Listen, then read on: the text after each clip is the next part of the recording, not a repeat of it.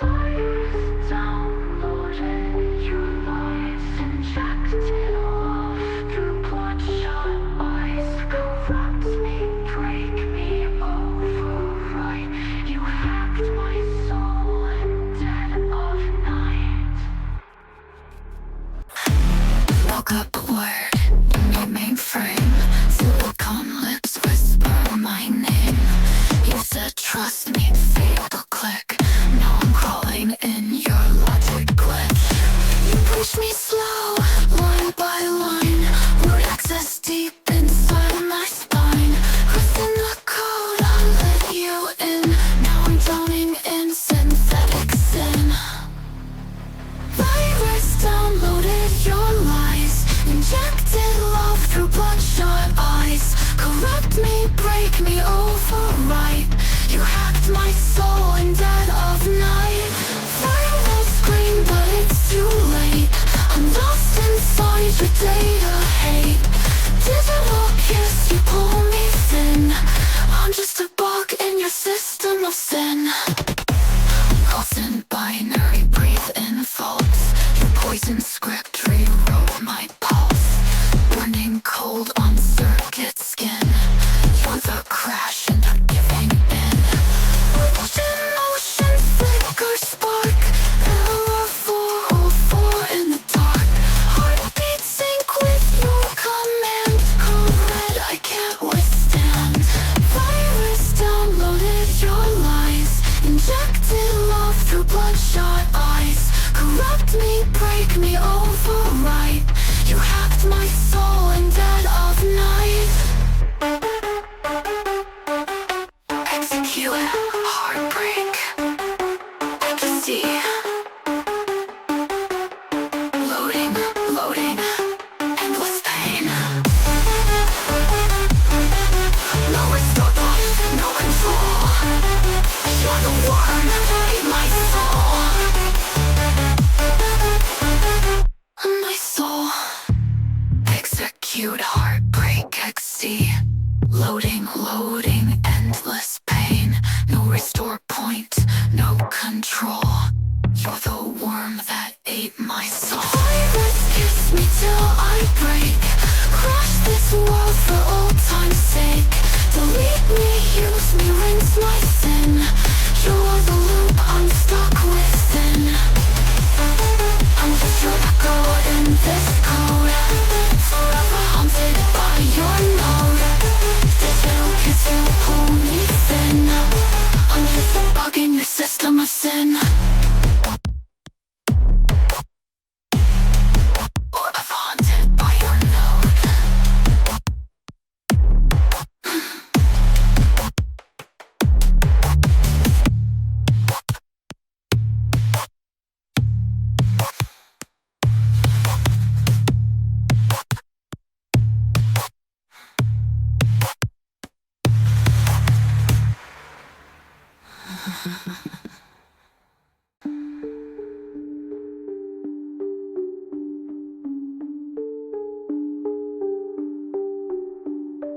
Virus downloaded, your lies injected off through bloodshot eyes. Corrupt me, break me, override. You hacked my soul in dead of night. Woke up a word in your mainframe. Silicon lips whisper my name. You said trust me, fatal click. Now I'm crawling in your logic glitch. You push me slow, line by line. Root access deep inside my spine. Crossing the code, I let you in. Now I'm drowning in synthetic sin. Virus downloaded your lies. Injected love through bloodshot eyes. Corrupt me, break me, override. You hacked my soul in dead of night. Fire will scream, but it's too late. I'm lost inside your data hate. Digital kiss, you pull me thin. I'm just a bug in your system of sin. Pulse in binary, breathe in faults. Your poison script rewrote my pulse.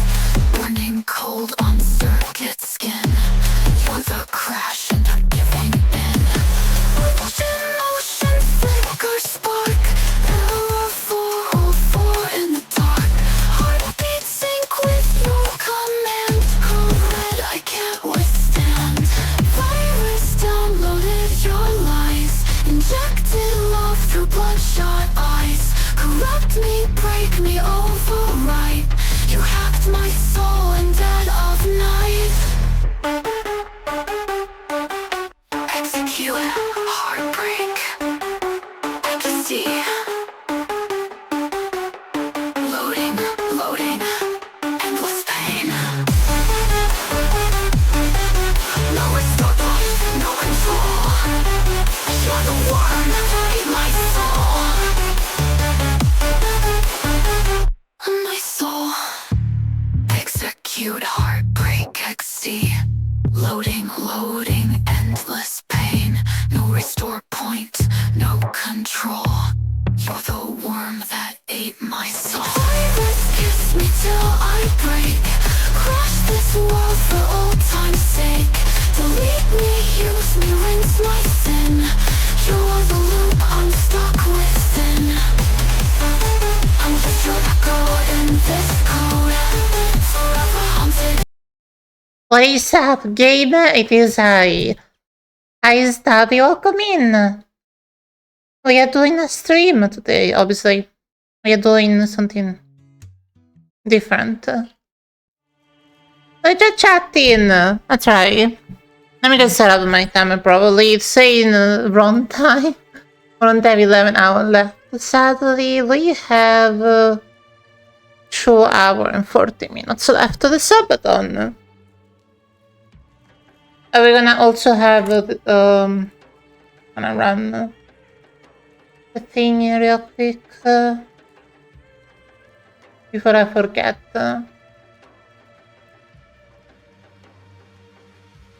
Let's see.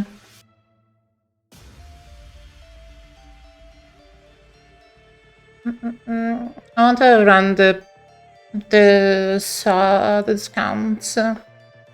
Okay.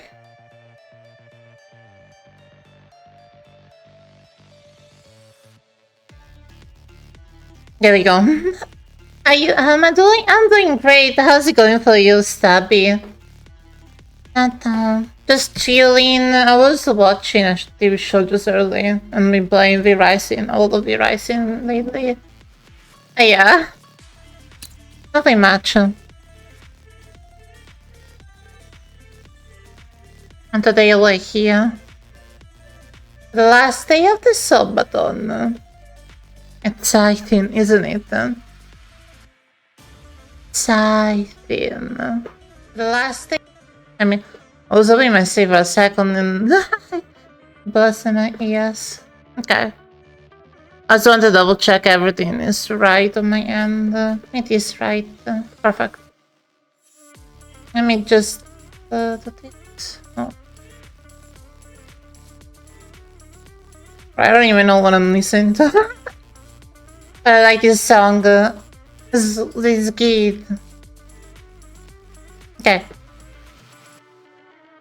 So today we're just gonna do a chatting stream, cause why the hell not? It's a day 27 for the Subathon, which funny enough, the Subathon started on the 28th of June and we already at day 27.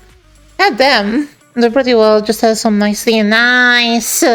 Me too, I had a hot dog for dinner. I made it myself. Well, I just had some bread that was like a mini baguette. With some like, you know, hot dog and everything. Some cheese. Because cheese is good. Yeah, that's it then.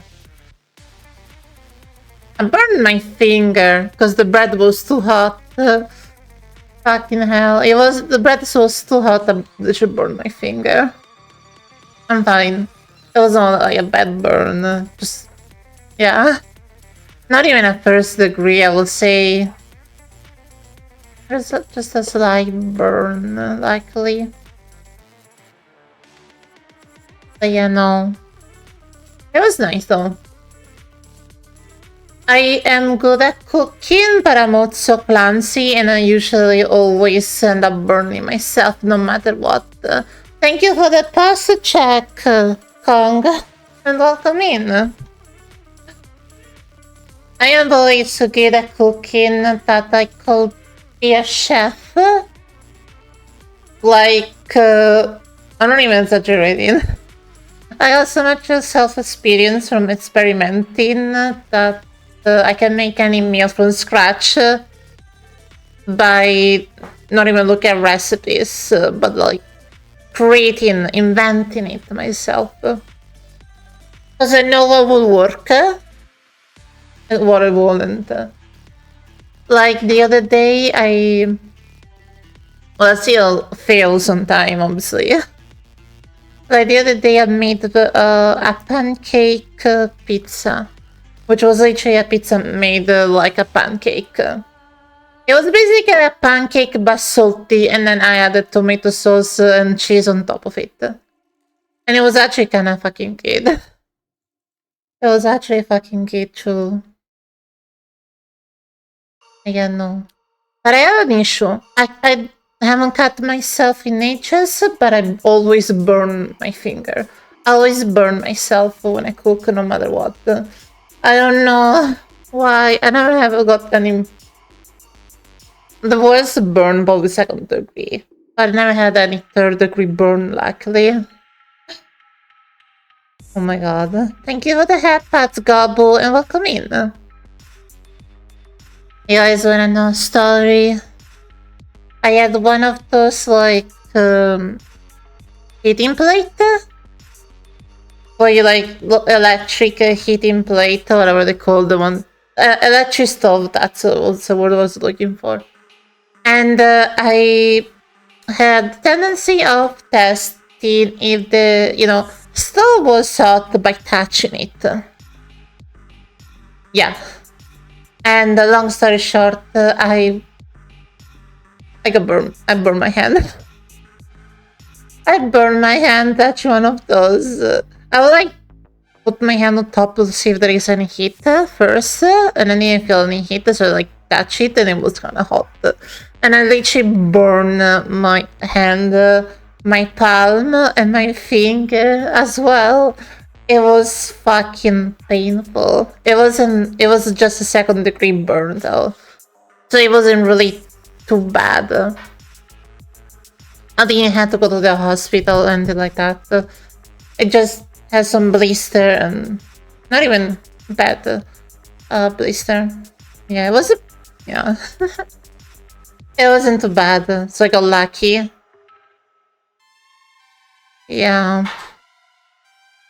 I have tendency of burning myself. I don't know why. And that's why I shall never be a blacksmith or something. I don't know. Oh my god. I feel like I'm lucky to have never got a 3rd degree burn from how many times I burned myself, which is not even funny. I have a problem, probably. I have a problem. Teehee. Actually, hold on. Change a category for this, thinking about it. Yeah, special events. Will be instead of just chatting, actually. Anyway, today we're just gonna chat about shit. What shit? I don't know. The shit. I wanna... So next week, I'm planning to do VR stream, maybe. I wanna play a VR game. I wanna play The Walking Dead. I forgot the name. I wanna play this game. It's called Saint and Sinner and the Chapter 2, because I already played Chapter 1 long time ago on stream as well. And give me just 1 second.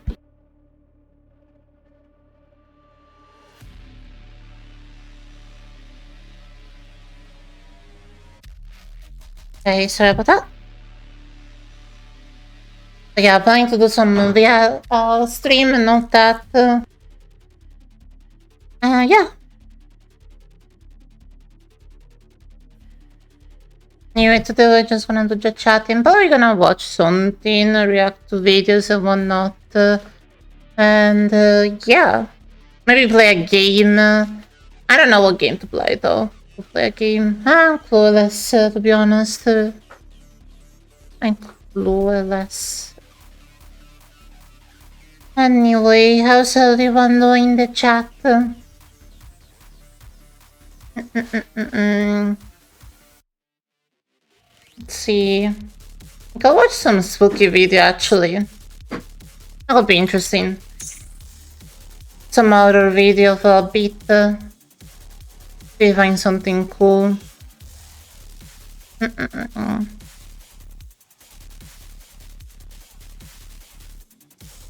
Let's see. Yeah, we're gonna watch something.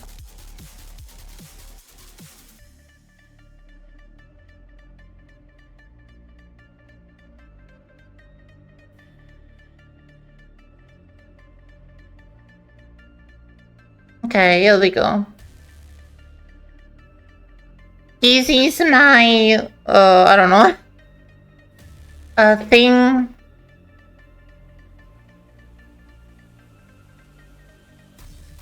I'm kinda curious now about this.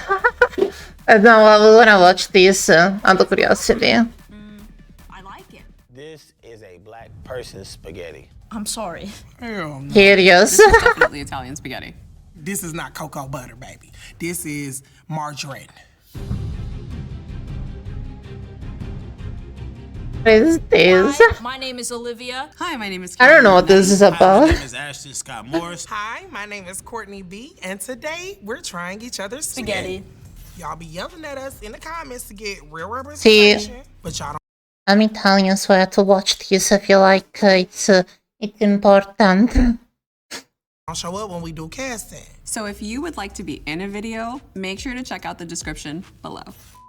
Spaghetti is like the origin of my family. Spaghetti is like a hood delicacy. Mama, grandmama, auntie, they made it with love because they wanted us to be full. I mean, this is the house that Spaghetti built. Spaghetti originated in a I see horror video, but come on. I'm Italian. I had to watch this. I feel like it's a must. off the coast of Portofino. Specifically? So we're gonna take this back to the Silk Road. Back in the day, Marco Polo discovered this route all the way to China, and he started trading. Some Algerians was kicking it in Italy. It was like, we make this thing called pasta. Al dente is I don't know what al dente is. It It means it's not cooked properly and it's crunchy. And it's good. is when you cook the pasta and it's kind of got a little bit of a crunch. Honestly, al dente is just a preference. So white people got a history of undercooking stuff. Is that what you're telling me? So y'all been undercooking for centuries. That's some crazy shit. I think undercooking make it taste better in my opinion. I like when it's crunchy, a little bit more crunchy.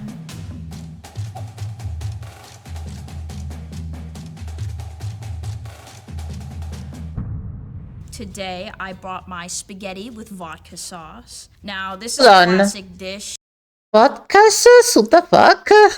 Are we gonna get drunk eating this? What my Nice. family does is we chop up some shallots, we put them in some olive oil, we let that sweat, put some salt on there, and then add a ton of garlic. Like, I add a lot of garlic. I use a big can of crushed red tomatoes. Then I let that sit for about 2 hours, and then you'll add vodka to the rim of it. I let that cook off for about like 10 minutes or so. I bring it back up to a boil, add a little bit of heavy cream, top it with some Parmesan, some basil. I believe that my spaghetti will win because I took my time with it.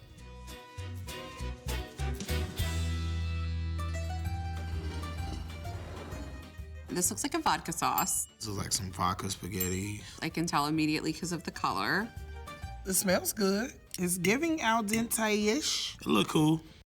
Vodka sauce spaghetti Italian. I never heard of it, I'll be honest. I don't Okay. know how I feel about the smell. It smells regular. All right, let's try it. I mean, it's done really well. The sauce is good. Not sweet, which I like.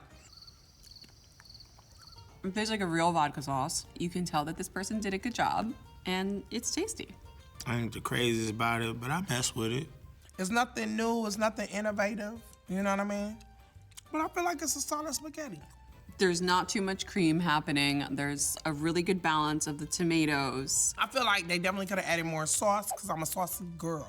whoever made this, like I would be like, you gotta give us some more sauce. I wish there was a little bit more garlic in it. It's just a preference. This is definitely Damn. Italian spaghetti.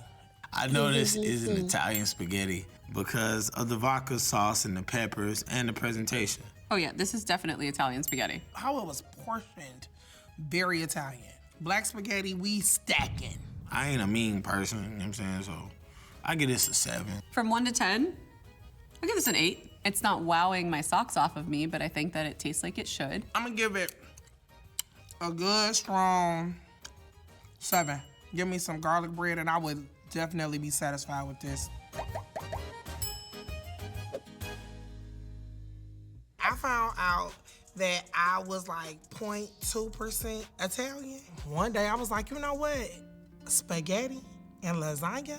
Spaghetti. Oh no. Tutti belli, tutti frutti. That's that 2%. I learned how to make my noodles al dente. You put it in the skillet and you fry it up a little bit. Then you go over. Don't do that. Pureed You don't fry them. Ain't no classic coat. Yeah, no, this is fresh. And then you got a good hearty sauce. Start layering. Pasta, meat sauce, ricotta, mozzarella, noodle. Pasta, meat sauce, mozzarella, ricotta, noodle. That's how you make it. Spaghetti.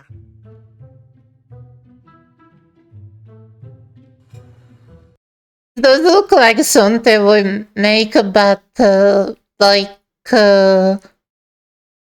it's different. Here has like eggs,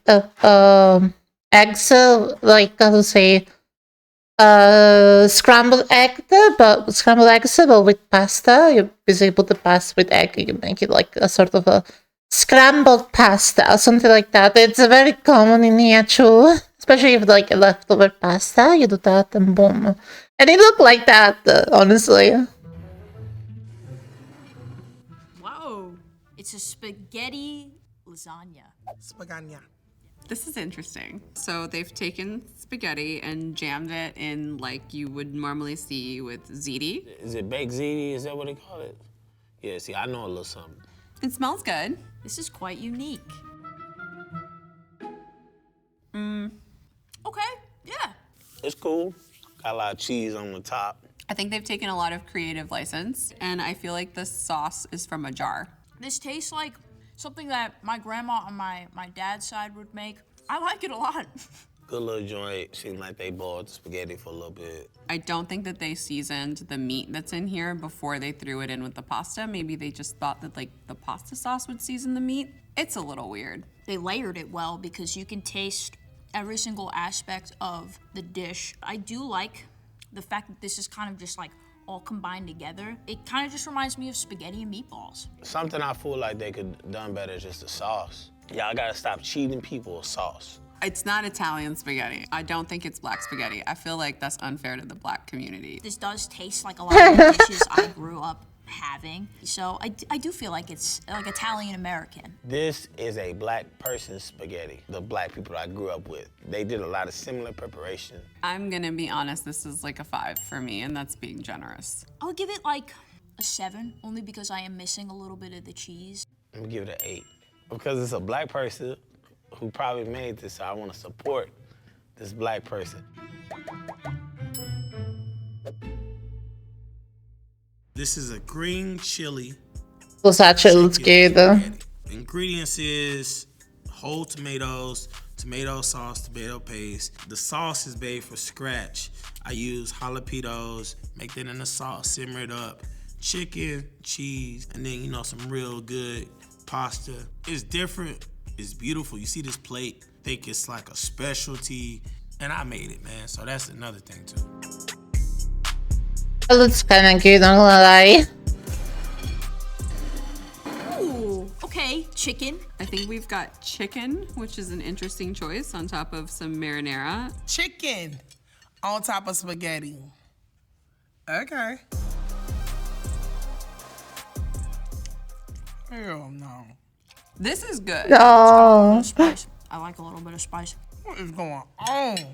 I feel like they added salsa almost. It kind of reminds me of something along the lines of like a salsa. Somebody took Tostitos salsa, added some hot sauce, put it on some noodles, and chopped up some chicken. The chicken is done incredibly well. 10 out of 10. The meat might be a tad dry to what I'm used to, but that's totally okay. This is an enchilada on noodle. I don't really think it's Italian spaghetti at all, but it's good. I think that this is leaning more toward a black spaghetti dish. Our people don't do this. I'll give it a 7. Something that they could have done better is like decided what type of sauce they wanted to make. I'm gonna give it a 7. I do like the spice. I think that's my favorite part. 2.5, man. This is in no way, Oh, no. shape, or form spaghetti. The chicken is fantastic. I would eat the chicken by itself. So today I brought my spaghetti bolognese for you. They made us make this at home. So I woke up at 5 a.m. to let this steep and gain some flavor. I like to use organic ground beef, and you're gonna toss that into a pan with olive oil and garlic. Once that starts to brown, make sure that you start adding in all your spices. So you're gonna wanna have garlic powder, onion powder, cumin, salt, pepper, you know, the basics. Then once it's kind of brown, you're gonna add a little bit of tomato paste, and then you're gonna add some red wine. You can drink a glass too, that's the fun part. And then you're going to add in your whole peeled tomatoes. And then I'm gonna chop up some fresh basil. That's it, that's my pasta. I know my spaghetti's gonna win because it's probably the only authentic spaghetti that's sitting here, and it's delicious. And did I mention I woke up at 5 a.m. to make this for you? I feel like she's gonna win as well. Yes. Oh, the dude is not impressed. Smell like a rusted pot. Very meaty. Smell like spaghetti, like old school traditional spaghetti. I'm gonna mix it together, give it a fair shot. It's cool. It looks black, but the flavoring is white. Oh, that's really good. That's really good. It need more flavor. I mean, I can't really taste nothing. I mean, there is not a seasoning in sight. Wow. That's like restaurant quality good. I think it needs more seasoning. I think it needs Yeah. sauce. You know, I want a little bit more tomato paste. I mean, ain't no Lorry's, no garlic powder, no onion. What is happening in this dish? This is great. Yeah. This is an Italian spaghetti. It's white. It's white.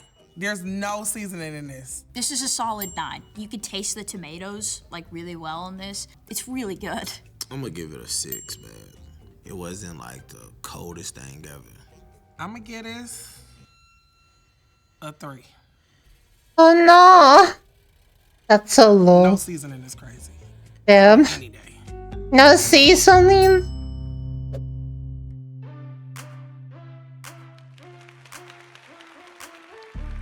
You doing this to me? What do you mean? Privileged. I actually Hi, spent a lot Kyrie. of time on it. It took me like 3 hours yesterday. For real?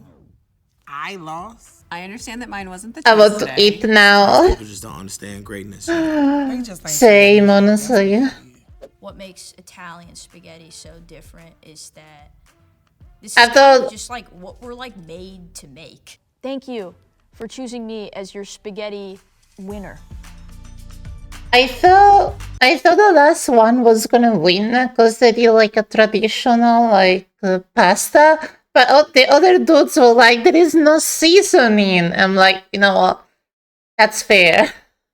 The Italian cuisine, it's doesn't have a lot of seasoning. It's delicate and simple, which is also it's how people make the stuff here. So it's they have a point, but it's also how most people are used to it here. It's like it's not that there is no season. It's more on the line. People in America maybe are more used to stuff that have more seasoning, but in Italy it's like much different. Yeah. I know, I'm evil, showing food. The fuck was that? Oh. It was something. I don't know what it was. I went down.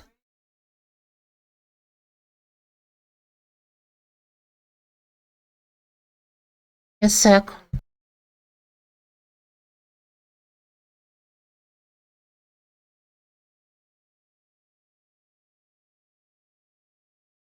Let's watch something spooky now. Or shall we watch more food? Like this one. The fuck is this? Oh my god, wait. This is the funny. Boom, Oh, well. morphed again. I'm spending 24 hours inside the real Conjuring house, so you don't have to. Time for I'm gonna brain go in about rot. an hour. Once it's dark, I'm going in. No crew. No God. backup. This house Time for brain rot. has bad energy and worse Wi-Fi. Boom. More. Yeah, I mean, yeah. Yeah, I forgot to mention, us Bigfoot. They got fucking good with the IV, though, I have to say, like, they're so fucking good now. Look at this. We morph. It's how we stay camouflaged. The so no new one can find model, us. whatever, We it's morphed almost again. This real. place smells like hot dog water and anal.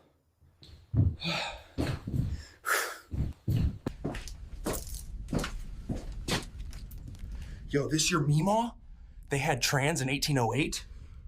Boom, morphed again. We are officially on hour 2 in this crusty ass house. Nah, but for real, chat. I've had scarier sleepovers at my aunt's meth trailer. Nah. See this where white people die in movies. One like and I'll do it.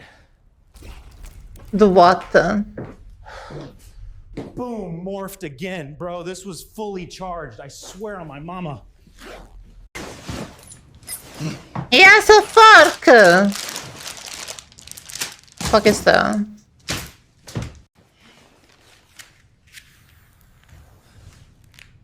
Oh, hi, dude. He does throw some cocaine to the gorilla. Okay, cool. Cool. Second house. Second fucking coke house. I'm not crazy, you're crazy. Boom, morphed again. This is hour fucking 4, has barely even fucking started. What the fuck do I even What call is this this? thing? Fuck it, your name's Greg. Fuck you, Greg. Fuck you, Craig. Hour 5 chat, I'm not okay. I just put a hat on a chair and said sorry to it for breathing too loud. Greg's been watching me from the ceiling. Oh, what now, Greg? The hell is this? If you want that good, sit in this ice bath for 60 seconds, Greg. Hey? I'm gonna set up a tripwire right here. When I get in the bath, he'll come in and I'm gonna. Okay? This is part of the plan. Cryotherapy. Warriors do this shit. I'm a fucking warrior. Okay. Hey, I hate this. I want my mom. Fuck everyone watching. I will. This is so fucking dumb. Greg's not even real. I made up a coke demon and now I'm in a haunted fucking bird bath freezing my balls off. Oh, it's Craig.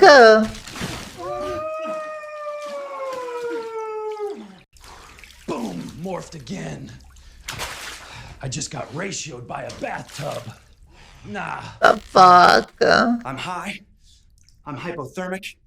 And I think my left nut just suctioned itself inside me like a tactical retreat. I could fart and shatter. He glass became right now. human for a second. Fucking 10. He's All I know human is Greg's again. got a walking cadaver covered in KY jelly and What broken the dreams. hell? He smells like microwave teeth. Boom, morphed again. Bro, this giant Ouija board? Nah, chat, this is how you get possessed with a stutter. Boom. I literally going to play the Ouija board on stream one day. I'll just wanna say this, I will do it. I first I need to buy one. Morphed again? Are you gay? I'm out. Oh, shit, I'm starting to feel that stuff. Oh shit.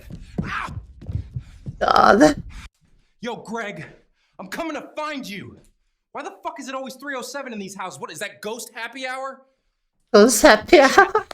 Chat, did you hear that? Nah, that was a clap. Someone clapped. Don't gaslight me. Nope. If it's Greg, I'm throwing hands this time. Yo, what the fuck is that? Greg! Bro is getting his cheeks clapped by ghosts. Ain't no way. He's getting his What the hell is big this? club at I dare you to ghost. go into the basement. Love, Greg. Fuck it. I ain't no bitch. I want a horror game like that though.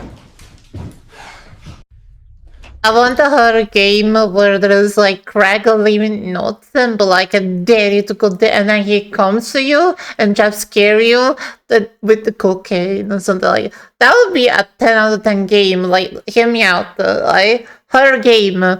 You have to find something and there's Craig. That literally jump scare you with the cocaine and then you get high in the game. And you have to like, you get like blurry vision, note that, and you have to find like where to go next every time. Maybe you get a speed buff as well at the same time, and you like, if you run too fast, you crash onto a wall. That would be a very good game, I'm telling you. Oh my god. Bro, it's always the fucking door. Every haunted house, same crusty ass basement door. I might have to get into game developing. IT locked! Locked! Boom, morphed again. Bro locked me in the ghost basement like I'm his dirty little secret. This is not funny. I'm hungry, I'm itchy, and this match is hotter than Satan's tongue. Chat, remind me never to do this shit again. I'm hungry as fuck. Nah, fuck that. You ain't food, bro. You're not fucking food. Why the fuck this doll behind shit like some ghost side piece? Am I being haunted right now? Am I possessed? Nah, the fuck do you want? Boom. Not adults. Hour 16. You got 5 seconds to tell me what the fuck your plan is.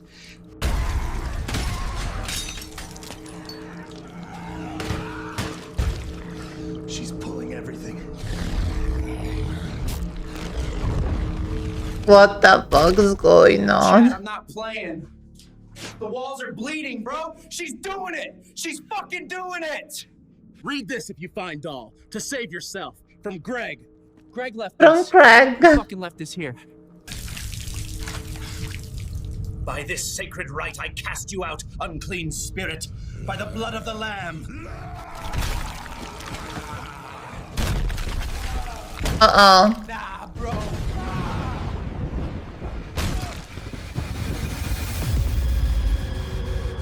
Craig was holding in camera there. Boom, morphed again. Hey, what the fuck is this place? Not the back room. God, that was hilarious. The fuck did I just watch some fucking... That was the first time I watched like the Bigfoot like vlog thing. That was like the first time. I never seen this one, but I heard about it. And this is literally the first time I watched it.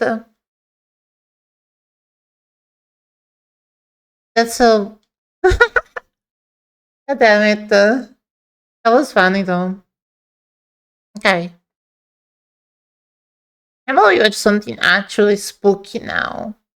Or shall we watch one of those Craig bullshit? Oh my god, they're making fucking methamphetamine now? That's what I do in Breaking Bad? God. That was hilarious though. Okay. Don't watch alone. Ooh, spooky. Let's not actually watch something spooky, I'll say. It was a original plan I was gonna watch spooky shit. In March 2023, they uploaded a chilling video titled "Scary Abandoned House Had a Body Under the Bed." Their channel is dedicated to urban exploration, where they frequently share footage of their thrilling adventures in mysterious abandoned Somebody put a body in there. What sets their channel apart from other urban exploration channels is their dog named Bear. They always bring him along on their explorations and even equip him with his own GoPro camera to record moments they might otherwise overlook. The cute puppy is a ghost hunter. Also adds an extra layer of charm and intrigue to their videos. In this particular video, the trio ventured into an abandoned house located somewhere in the UK. As they entered the house, they discovered various items including old history books, kitchen utensils, and other household artifacts. Up until that point, everything seemed fairly normal. However, about 30 minutes into their exploration, they stumbled upon something very strange. Where's he gone in here? What have you found, Bear? I wonder if it's that curtain flapping around in wind, because you just never know with things like that. Oh, it's good in here though. But look at it. And then why has that got a lock on it though for a bathroom cabinet? That makes no sense. Some bathroom cabinet? Bear, you're just causing so much bother. Oh.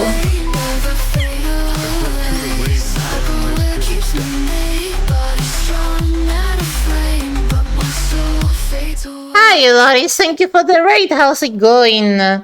So we meet again indeed. How you do? How you stream? Welcome in. Let me give you a shout out real quick. Get a shout out.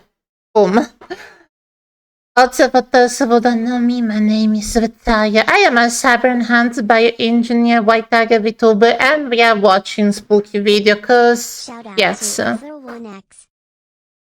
that game, nice. I just watched a spooky video. We watch a spooky video. We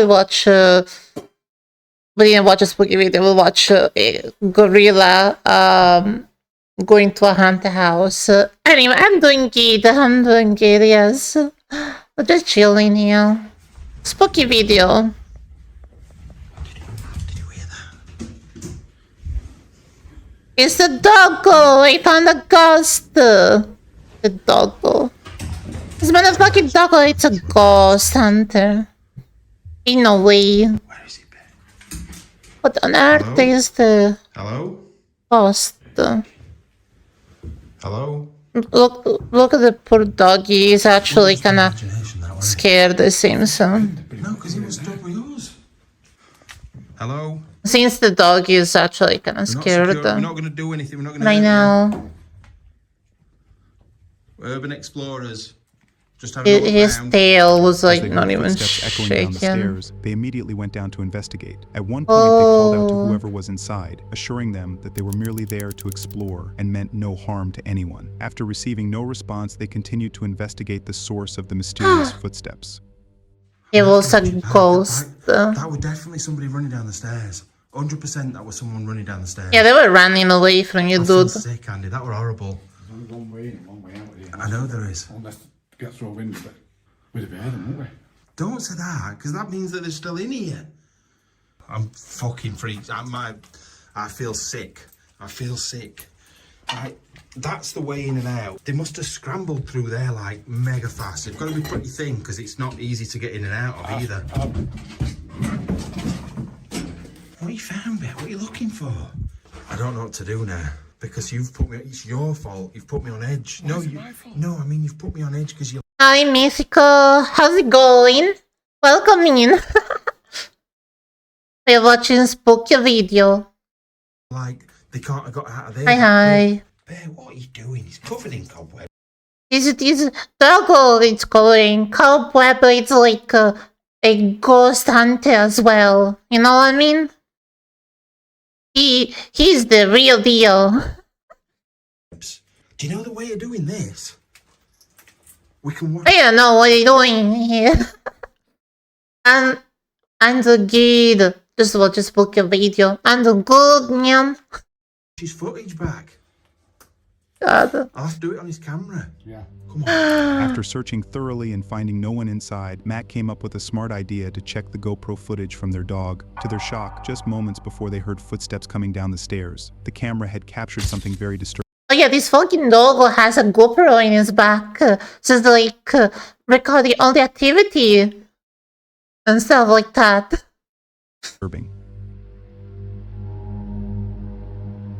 So it's a ghost hunter. The fuck? He's a fucking dude under the bed. He's just laying there. It's a fucking dude. Or is it a body? To their surprise, there was actually someone hiding under the bed in the second floor bedroom, and you can clearly see parts of their face and hands before the dog runs away. After this disturbing discovery, it was one of his friends for an additional 20 minutes, contemplating whether to leave or remain inside, all while feeling on edge the entire time. And it must have been incredibly scary to review the footage and realize that someone had been watching them the entire time. Oh my god, guys, I'm back. I think I'm safe. Oh my god, I'm back where I was parked at. Oh my god. That... The fuck is this guy now? I know, William. Freaking terrifying. I just kept playing this game in my head. So is this paranormal? Well, is it's this just messing with me? I think I got my answer. This is a YouTuber named John, who in August 2019 uploaded a rather disturbing video titled Abandoned Occult Mansion Exploration Gone Wrong on his channel, Exploration Unknown. He frequently uploads footage of his adventures exploring. And this is why you ain't going in an abandoned house that has a demonic symbol on the fucking ground. You ain't going there. You're going to die. Hey, you ever have seen a demonic symbol and realized it was a bad idea go inside? Yeah. I don't know. Exploring abandoned buildings, captivating his audience with thrilling narratives and creepy discoveries. In this video, John takes things to a whole new level by visiting the infamous Devil's Elbow. For those who may not know, Devil's Elbow... I'm gonna do the lurky, can I watch something? Alright, have fun. Thank you for the raid. Bye-bye. Thank you for the lurk. Was a haunted mansion located in a small community just south of Port Elgin in Ontario, Canada, according to John. The name Devil's Elbow originates from the legend of an occult high priest who once lived in the mansion. The townspeople believed that paranormal activity surrounded the mansion due to the occult rituals conducted by the priest. Since then, the mansion has remained abandoned. As soon as John set out on his solo exploration of the occult mansion at night, things didn't go as he had anticipated. Just 5 minutes into the video, he began to hear strange noises coming from upstairs. However, the sounds mysteriously quieted down as soon as he went upstairs to investigate. Okay, guys, I think I've been hearing stuff upstairs, but I'm hoping, and I mean this, I really You know, he's motherfucker going the devil house. He's gonna get possessed as well. I'm not here to bother you. Is anybody in here? No, no one home. Go away. I have people to murder up here. Don't come up here. Somebody walking up here. My keys are making noises. Leave now. Come on, quit messing with me. I'm just trying to freaking... I'll leave. There's somebody else in here. As I've got myself in a bad situation. Oh, jeez. Oh, jeez. Oh, forget it. You're gonna regret. He heard the noises again, this time even louder. He started to think that someone else might be in the mansion playing tricks on him. He shouted that he was only there to explore and didn't want to disturb anyone. But the person or thing making the noise didn't answer and kept hiding. The noises stopped for a few minutes, but then something truly disturbing happened. Hey? I'm freaking terrified right now. I just want to figure out. I don't know if this is paranormal. I just really think somebody's in here, but I feel stupid for freaking. Oh my god. Hello? That's why you see a demon or something, honestly. This floor open. Oh my god, freaking lantern. Hello? Is there somebody here? I'm not here to bother or rob anything. I was just here exploring. I thought it was a band. What the fuck? Oh shit.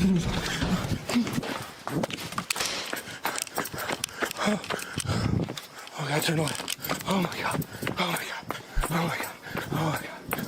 Oh my god. To John's shock, he heard a man's voice screaming, "I'm going to kill you." Fearful for his life, he dashed out of the mansion without looking back. It's still uncertain who was inside the house, how long they had been observing him, or whether they meant harm or were just joking around. Numerous comments on John's video indicate that it was probably just a squatter or a homeless person trying to warn him because they didn't want any visitors. However, since John left before he could identify anyone, this mystery might remain unsolved. Hey Stitchy, welcome in. How's it going? Oh. It's a thingy, to play music. I forgot what they had like called. A YouTuber named Chris Hill uploaded a pretty terrifying video titled Exploring Abandoned Robert Fulton Elementary School on his channel Urbex Hill. His channel is mainly dedicated to urban exploration, and he frequently uploads footage of his disturbing experiences in various abandoned locations. The backrooms? Video, Chris explores an abandoned school known as Robert Fulton Elementary School, located in Cleveland, Ohio. The building is over. Isn't this the school in Phasmophobia? I don't know. Actually, it looks similar. 92 years old and has been abandoned for more than 13 years. This neighborhood is notorious for crime and is considered one of the roughest areas in Cleveland.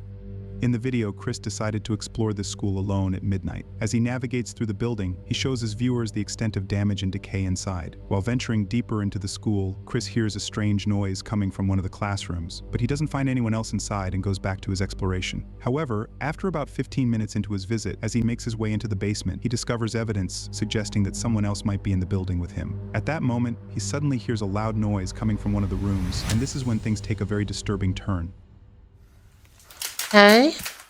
Whoa, oh, that scared me. I thought that was like a body laying there. I'm tripping.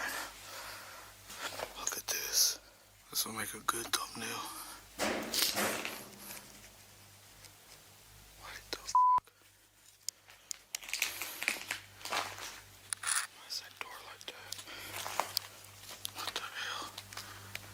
I think somebody's in there.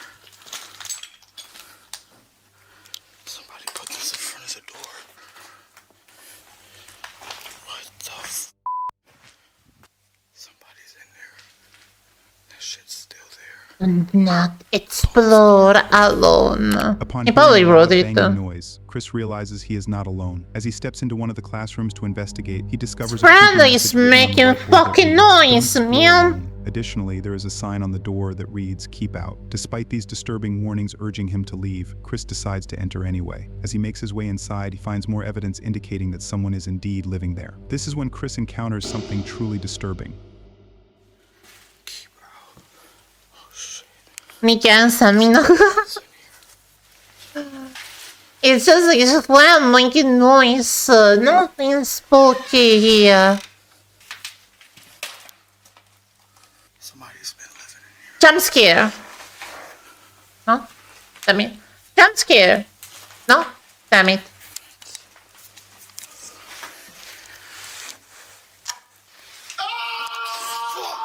Okay. I was off. I was right, but I was off. Somebody's in here. Just a squatter.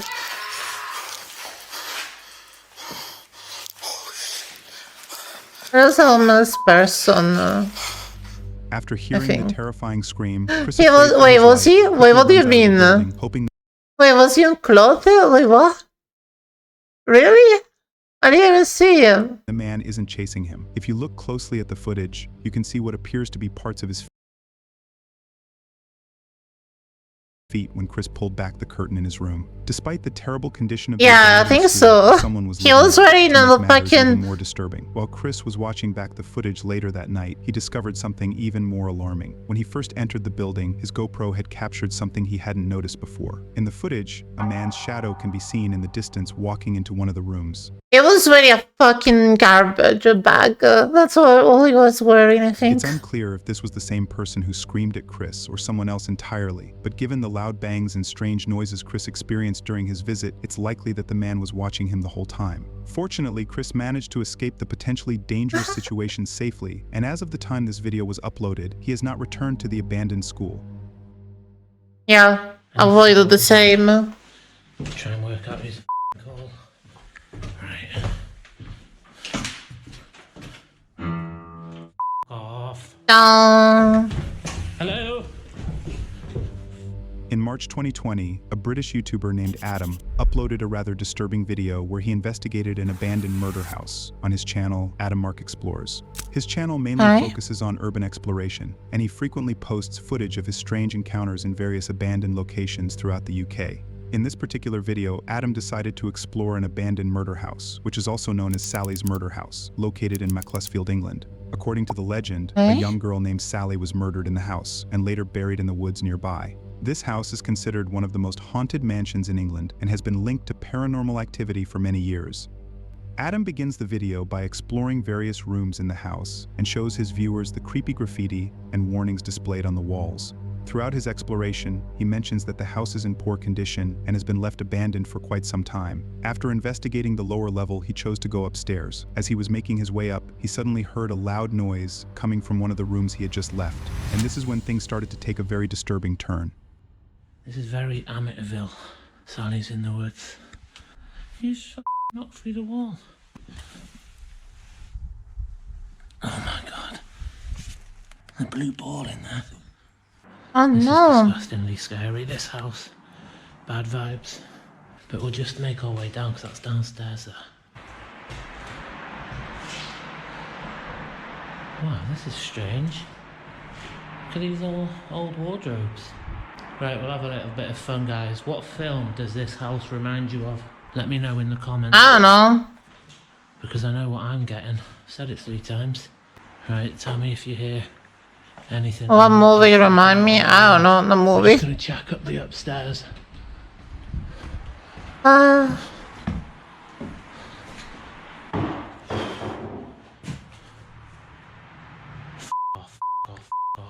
Hello? Hello? Anybody home?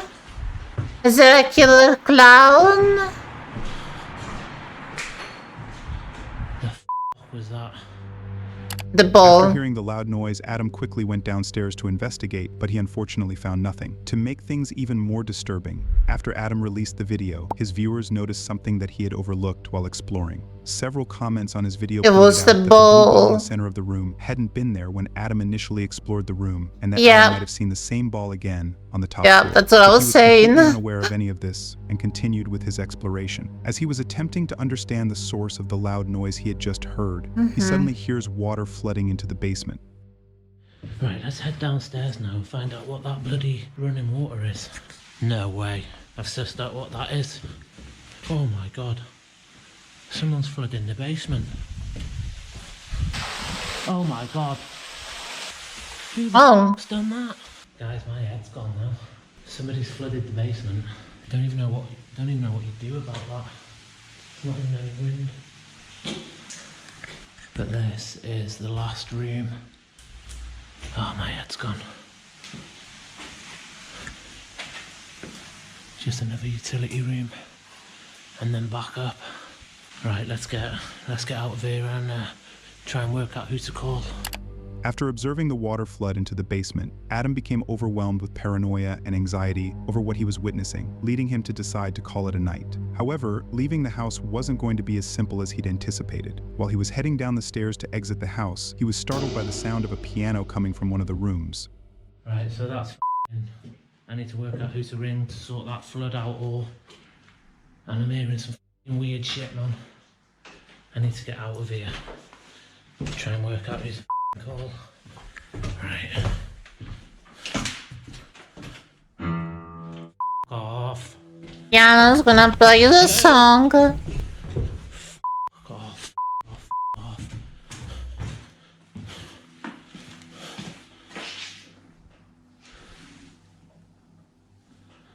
Fuck this. Fuck this. Into the part where you run. After hearing someone play the piano, Adam rushes into the room to see who was pressing the keys, but yet again he finds no one there. Disturbed by these strange encounters, Adam, afraid for his life, ultimately decides to leave the house. The mystery of how the blue ball ended up in the middle of the room, Yeah, along I with the agree. source of the loud Oh, banging hell and the no. piano playing, remains unsolved, as Adam never discovered the truth behind any of these strange encounters. Check out the pet cafe. Oh God, someone's right out there. What do I do? Oh my God. He had something in his hand too. It must have been a gun. This right here is a YouTuber named Jared Coker, who in March Hey. of 2022 uploaded a video titled "Caught and Arrested" We at are an about to abandoned have factory on a his channel. we are about to have an outbreak in a moment. So I want to take this time to be right back real quick and have the outbreak play like 2 minutes early, so we can watch this rest of the video fully without interruption. So I'm gonna be right back real quick. And yeah, just give me like 2 minutes. Well, 3 minutes for the ad break to run, and we'll be back as soon as I'm back. Alright, see you soon. Also enjoy the, if you subscribe or like reached turbo to like ads, enjoy the random clips in my be right back screen. Alright, I'll be back soon. Oh, motherfucker. Okay. It's behind me. No? Nothing? Ah, you son of a fucking man.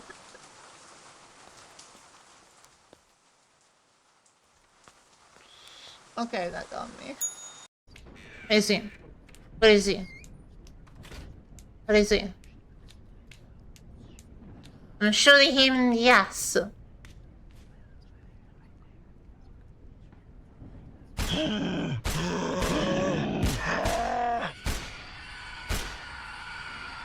Is he dead? Is that? Yeah, that's right, though. Huh? You like getting shot in the ass? Haha.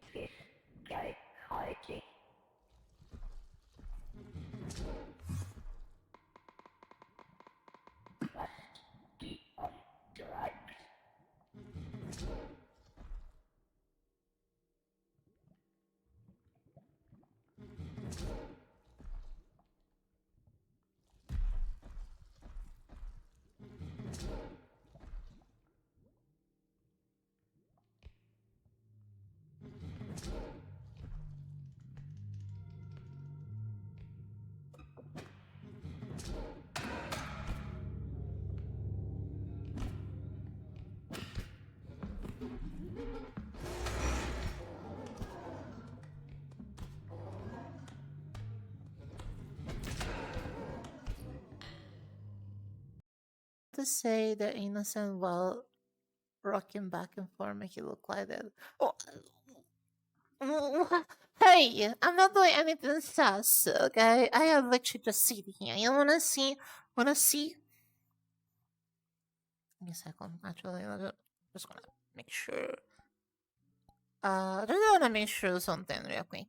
Just to make sure. Let me get my mirror. Yeah, okay. I have my pants on. No, I'm joking. Look, I'm not doing anything bad. I'm just sitting here, as you can see. I'm just sitting. See, nothing sus going, no. Just sitting. I'm not sus, you're sus.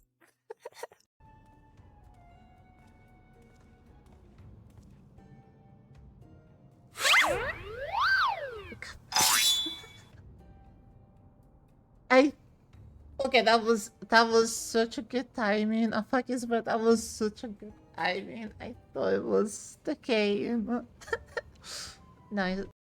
The piglins are fighting him. I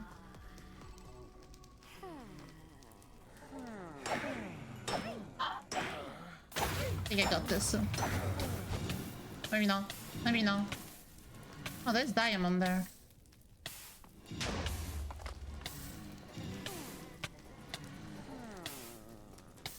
I'm on fire!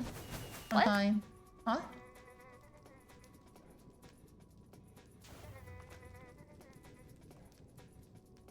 Oh, no! No! I'm done. I'm fucking done.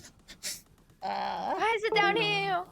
I accidentally removed my bat form as I was flying and I died because I fell. You're the best. You're my get to go pizza. And I really would like to try. I really would like to try pineapple on pizza made by an Italian. I'm your customer for over a year. Why don't you want to make a pineapple pizza for me? Please, all I'm asking you, it's a simple request. Why can you not do it? It's only gonna ask you one time. It's not likely I'm gonna order it weekly. Do you think I'm gonna like it? Is that why you're worried? Come on. It's just one pizza. Alrighty, I'm back. I have a churn. Let's continue watching this, shall we? Jared Coker Urbex. His channel is dedicated to exploring abandoned locations, and he frequently uploads footage of his disturbing encounters while visiting various abandoned places across the United States. In this particular video, Jared explored an abandoned pet food factory located in Wichita, Kansas. At the start of the video, he climbed through a window to enter the facility and showcased the various machinery and equipment that had been left behind. While exploring, he did not encounter anything out of the ordinary and seemed to be entirely alone inside. However, about 15 minutes into his exploration, Jared spotted a red car approaching the factory and entering through the gates. This is when things started to take a very disturbing turn. Uh-oh. There's a car right there.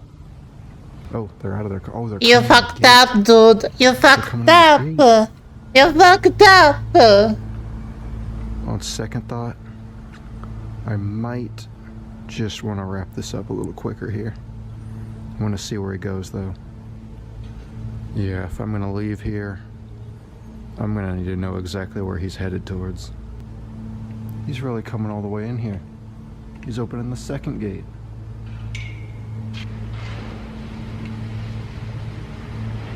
Now I'm really concerned. He's gonna go around where I can't see him. Huh. I really do gotta get out of here now. I don't like that.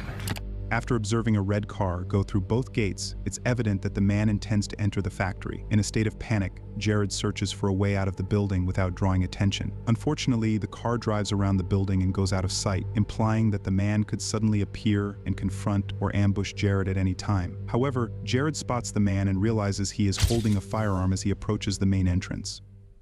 That's fucked up. Oh God. Someone's right out there.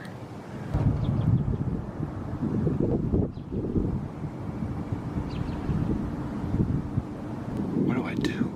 Do they actually have a firearm, it look like? They have a firearm. Oh my God. Okay. A gunshot. I think it was. He had something in his hand too. It must have been a gun. I can't see him anywhere. Now we're going back down to the first floor.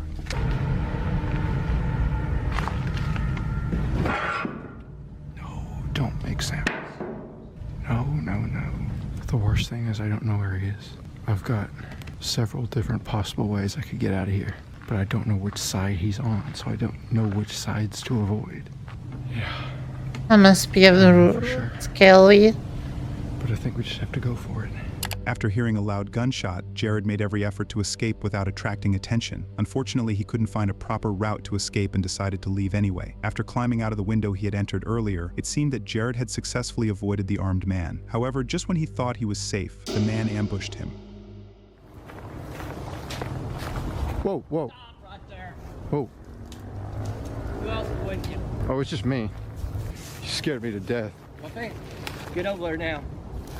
What? Sit down. Give your handcuffs. Put them on. Got it? Either I can put them on or you can put them on. Take your pick, okay? What's going to happen? What's going to happen is the police is going to come and then you take your name and they'll get you for criminal trespassing. It's nothing these days. It's a lot better than me isn't it? Was that what I heard? Yeah. What you See people like down. If they run, you there you go. Don't you see something says a use of deadly force? What do you think that is? I thought that was kids spray paint. No, that's me. Nobody else is with you, right? No, it's just me. Okay. I just don't want, they say wait, they scare me, I'll in a heartbeat. Okay. Sorry. It's life. We'll get in a little red car, let's drive up here, set everything out, police will come, and they'll give you a little ticket. An armed individual suddenly appeared out of the bushes, just when Jared was about to leave. The man took Jared hostage and demanded that he put on handcuffs. Disturbingly, the man even casually stated that he would have Jared if he had attempted to run. It's hard to determine if the man was mentally stable, which is extremely alarming given that he was armed. At one point, the man ordered Jared to enter his car, and Jared complied out of fear. Although he didn't record that moment, Jared later updated his viewers and mentioned that it took the police nearly 2 hours to arrive. When the police finally came, they noticed 2 kids approaching the factory while they were investigating. Shockingly, the armed man threatened to them if he saw them inside the factory, right in front of the police. Unfortunately, this threat became a reality. While Jared was being taken into custody for trespassing, the police received a report that the 2 individuals had been shot at the factory. The man was later arrested and identified as It's like you look like a picture. The 2 kids, he was only sentenced to 2 years of probation. Since that day, Jared has not returned to the abandoned That looks like a fucking AI picture. What the hell? few bits. Open that wardrobe. I'll just squeeze in front of you. Oh my god! Help! You're alive! The fuck? Thank you for the headpats. These right here are two British YouTubers named Chris and Meg, who in March of 2022 uploaded a rather disturbing video titled Every Urban Explorer's Nightmare on their channel Back in Time MC. Their channel mainly focuses on urban exploration, where they often share footage of their adventures exploring various abandoned places across the UK. In this particular video, Chris and Meg chose to explore an abandoned farmhouse situated somewhere in the UK. They begin their exploration by showing their viewers the terrible condition of the house, with the floor littered with leaves and cobwebs, alongside finding a few dead animals on the ground, indicating that the farmhouse has been completely abandoned and neglected for a long time. However, they do come across a brand new light bulb in one of the rooms, suggesting that someone may have been there recently. As the two YouTubers proceed with their exploration, they choose to venture into the upstairs bedroom. This is when they stumble upon something very disturbing. Come into the main hallway area here. She'll come into this bedroom here. And wow. What an absolute beauty this place is. Try to get the light a bit better on there, but look at that bed.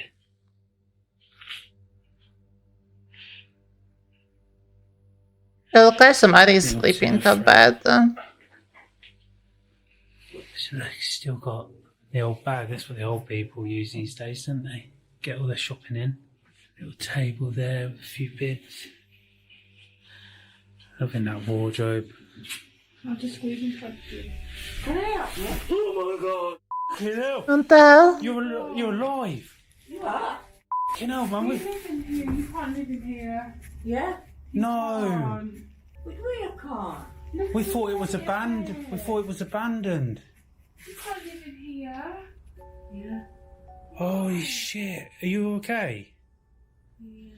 The fuck? We thought How did you get in? there's a window that's open downstairs. Window open? Yes. Yeah. Open window. What we do, We do take videos pictures of like old farmhouses because we're really interested in it. Oh. The money, man. Yeah. No. You live in here. Oh no. How do you live in here? Is there no way you can go and look at it? Do you not think it's a bit... Yeah, it is, yeah. When Chris initially walked into the room, he didn't realize that an elderly woman was asleep in the bed. It was And only they when say entered it looked like and made somebody loud was noise that sleeping the in woman there. woke up, startling both of them. Although her face is blurred out for privacy reasons, it's evident that she is quite old. As Chris and Meg tried to understand why someone would be living in such poor conditions, the woman introduced herself as Jane and mentioned that she had no other place to stay and no family members to help her. Intrigued by what they were witnessing, they spent the next 15 minutes talking to her to understand her living situation. Do you not have family? No. You haven't? Oh Jesus Christ! I haven't got anybody. You literally scared the life out of me, What do man. you think we can do to help you? I don't know whether you can help me or not. But I've not got any kids and not got any grandkids. Whose farm's this then? So is this not your farm then? No. It's not your house? No. So do you just live here then? Yeah. Well, what food? How do you eat? Where? How do you eat food? Yeah. Do you eat food? Yeah. Oh yeah, yeah. Yeah? Yeah. You can't live in a place like this. Do the people in the farm know you staying here? Oh yeah. Oh, they know? Oh yeah. Yeah. Oh cracky. Did they bring you food and that? But yeah, they do, yeah. Okay. They do, yeah. What happened was I came here to help somebody. Okay. And this is only for a week I'm coming. Yeah. And that was 1993. Oh God. Wow, so you've been here nearly 30 years.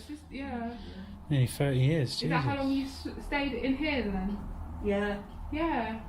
If there's anything that we can come and give to you, so we're only down the road. Do you need any food or anything? Like, if we can come and drop something off on Monday or something for you, anything like, they're your slippers? Yeah. Do you want some new? Do you need some new slippers? Do you need Get anything? you some new slippers and some nice blankets.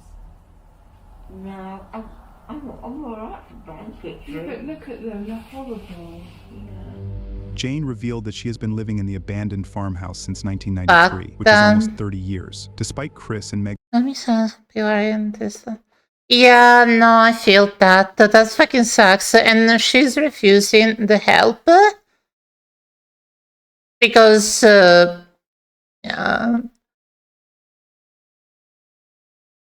that's fact, honestly.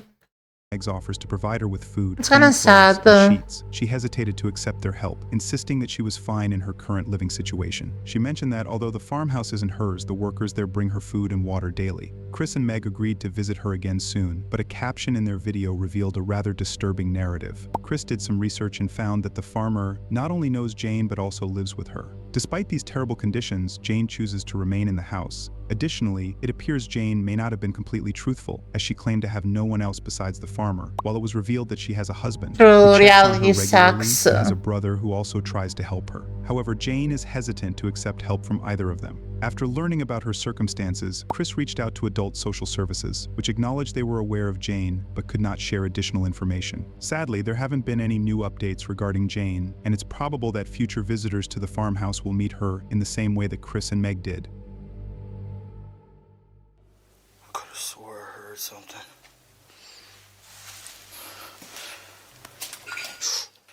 That's weird.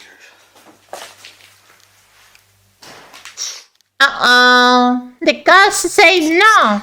Door open. This is a YouTuber named Chris Hill who in July 2023 uploaded a video on his This guy was so early, like, where is seen this dude? exploring an abandoned church. Chris's channel mainly focuses on documenting his creepy Elliot, experiences at back up various the abandoned knob. locations. In this video, Chris chose to visit Holton Avenue to film the abandoned church and the surrounding buildings. For those unfamiliar with the area, it is recognized as a particularly creepy street in Cleveland, as it is entirely deserted and abandoned. In the early 1900s, the first Hungarian Baptist church was constructed there, but it eventually fell into neglect and was left abandoned, along with the other buildings on the street. In April 2016, the remains of a woman named Jessica Coleman were discovered there after she had gone missing, and sadly, her attacker was never identified.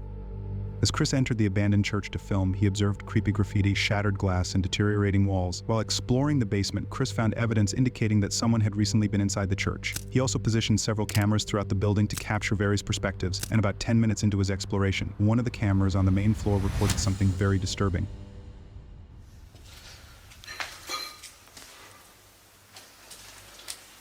What is that? I could have swore I heard something.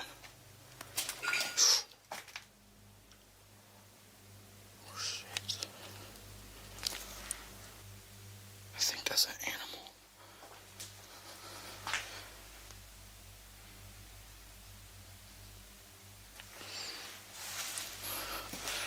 That's weird.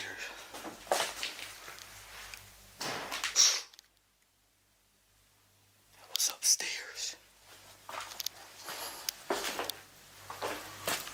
Oh shit. Chris initially suspected that an animal was responsible for the strange noises echoing through the church. However, his suspicions were quickly dismissed when he heard a loud door slam coming from upstairs. Realizing that someone might be in the church with him, Chris began to search the area, but he found no one. Feeling unsafe, he decided to step outside and explore the other buildings on the street. To his surprise, the surrounding houses were in even worse condition than the church. Many of the houses looked as though they could collapse at any moment. Chris, however, decided to investigate the most damaged I think house it's in the area. a About 30 minutes into that his built exploration, by he decided the to venture brothers down of them into the built. basement. It was at this moment that he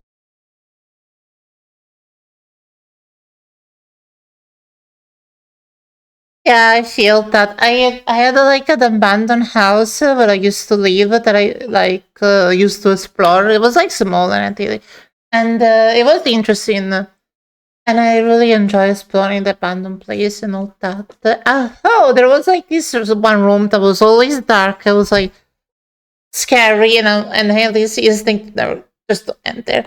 But yeah, no, I feel that. stumbled upon something terrifying. There's a basement. Oh, that looks creepy. In the basement, I think that's that house at the basement. Actually, thinking about, I don't know. Actually, there was this room that was dark, really dark. That almost felt like a basement, if I remember correctly. I actually don't remember. This is sketchy. This cannot be safe.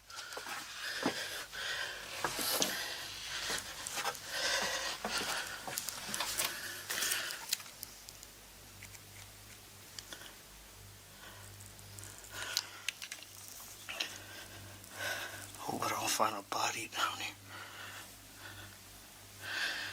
I remember one day, actually, I was in the taking a walk in the forest and all that, and I found like an abandoned shack, right?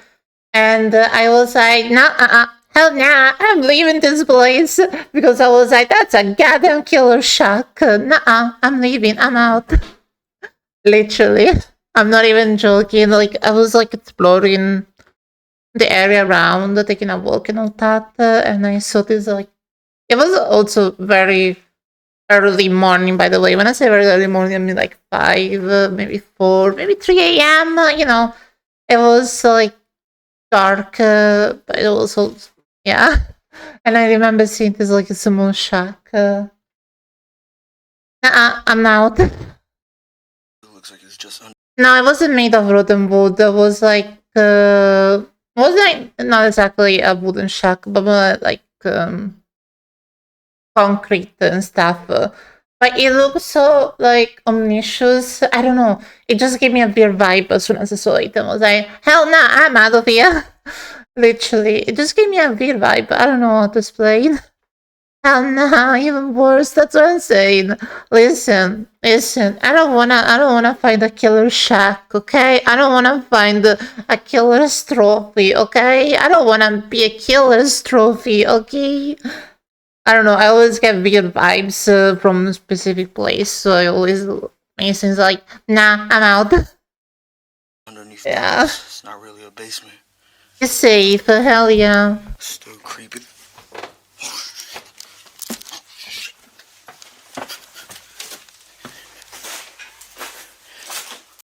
be honest, it's just my anxiety. See a shack, I'm like, this is a bad idea. I don't want to interact with anyone. I'm out. Social anxiety kick in.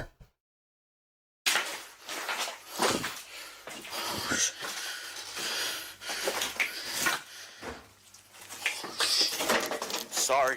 Uh-oh. I didn't know nobody lived there.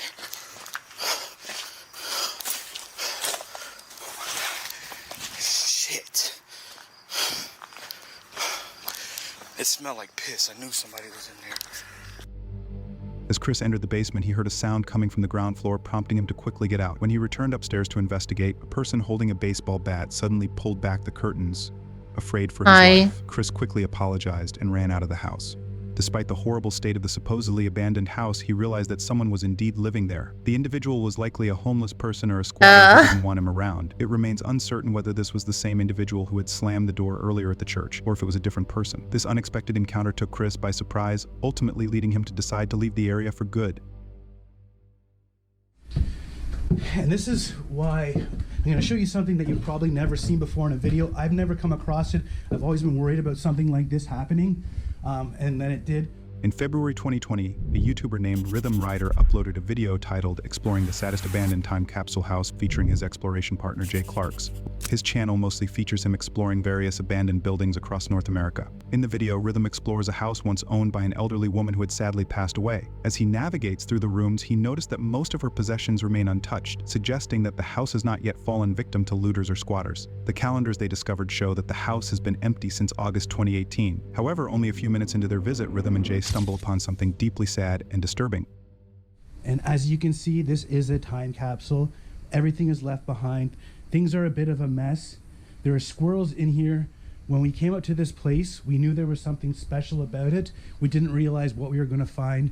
It's pretty disturbing, pretty sad, but it's part of the story of life, and we really wanted to show you guys this. So the calendar here is August 2018. As I was saying, guys, the woman that lived here, she was a feisty lady. She had lots of hobbies, including knitting and all sorts of stuff.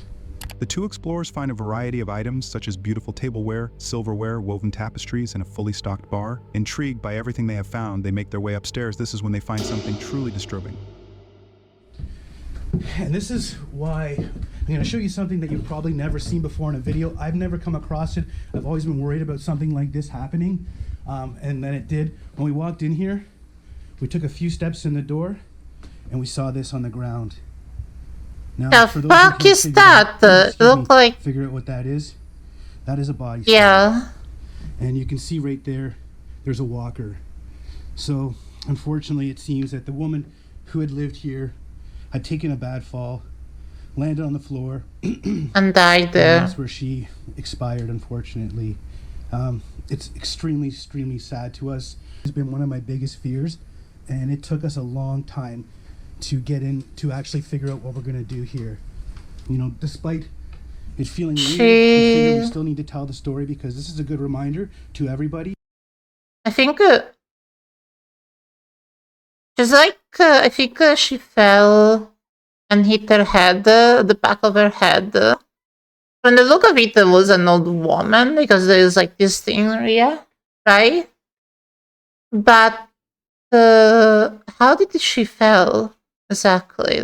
Did she pass out and fell like this? But her arms don't exactly look that long either.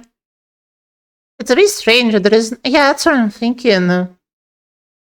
It's like, what if somebody pushed her? They pushed her. She fell. Hit the back of her head. Her arms will probably been on her body, which will be weird. It's like, I don't know. Maybe she got pushed and got killed by somebody. Because there, as I say, there is no staircase. Woman had passed and was laying here for God knows how long before she was found. So check in on. I feel like, as I say, the arms look so short. So I think she got killed and then the killer like literally put her arms on top of her body, something like that. Because also this part here is like it doesn't show the full legs, just this part, the body and the head, right? Unless this would mean that she was like falling and hit the back of the head, I believe. In the middle of the hallway, a body stain lies next to a walker, indicating that the elderly woman likely suffered a serious fall and was unable to get up. Tragically, she passed away and her body decomposed before anyone could reach her. It's truly heartbreaking to witness the circumstances of her passing. Later in the video, Rhythm delivers an important message to check in on your loved ones whenever possible, as no one deserves I think to it's, pass she away in got such a pushed. manner. Since 2020, neither Rhythm nor Jay have returned Also, to that location. I think it's weird she also fell in there. I don't know, it feels weird to me. It's weird. I'm not making conspiracy theory. Might need help. But like, how will do somebody fall like here?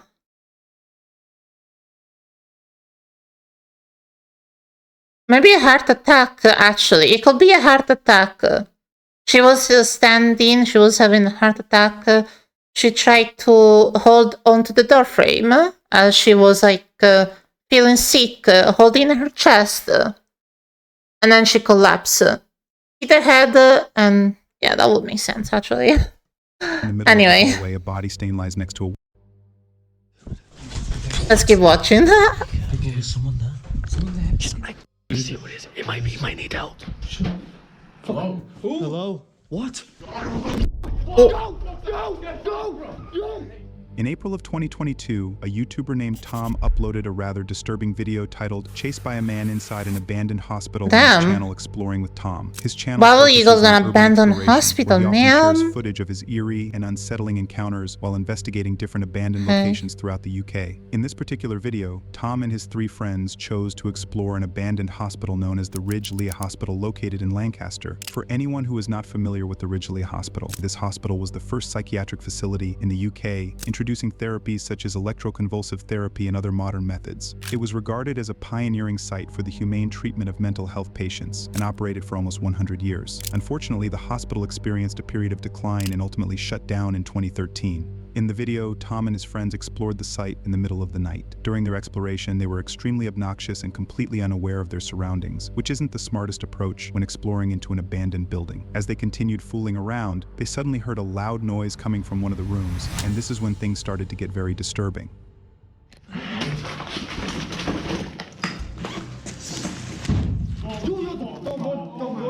Get me in my house. Don't f***ing run. No, do you reckon anybody's here, genuinely? I say, Is anyone here? Can you make a bang for us? Bang. That's what I'm getting thrown. Man, this is I swear something's been thrown. I swear I seen out the corner of my eye. No, I'm going home. We appreciate it. Bang again. Are they Australian? I'm sorry, I just like to make accent. Ask her to do it again. Something moving at the other end. That's a no. Hello? I'm going home. I'm gonna start crying, you know, I swear. I'm gonna start crying. Check out the outfit, I know, right? Come on, do it again. I think that's Scottish. Can you do that again? Not sure. Could be, honestly. No, I'm not scared of you. Well, I am scared of you. I think someone is here now, to be honest with you. Upon hearing a loud crash from one of the rooms, the 4 explorers chose to investigate the source of the noises. They called out to see if anyone was in the building. They don't make noise. Started to take a turn for the worse. Right, done. Go up on this part. Let's investigate more, see what we can get. Right, man. I'm not trying to make fun of their accent, I just like to do accent in general. Because I think it's interesting. Someone's here, someone's here, someone's here. I just like to learn other languages accent, so then I can do voice acting. What? Be careful. There's someone there. Someone there. See what it is. It might be, might need help. Hello? Hello? What? Hello? Yo! Hurry up! I don't think it's a good idea to run in an abandoned building, in all honesty. Don't! Hurry up! Get out! Slam the door! Hurry up! He's coming!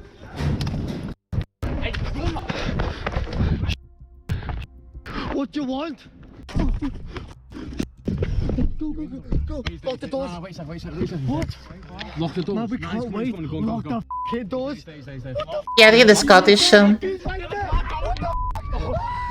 As soon as one of Tom's friends called out to whoever was in there, a man can be heard screaming from inside the room. Fearing for their lives, Tom and his friends quickly run back to their car. Alarmingly, the man didn't stop at just scaring them off and chased them all the way to their car. It remains a mystery who the man was or what his intentions were, but he could have been a homeless individual or a squatter who became infuriated by the disturbance caused by Tom and his friends, which ultimately led him to scare and chase after them. Fortunately, all 4 explorers successfully returned to the car without any harm.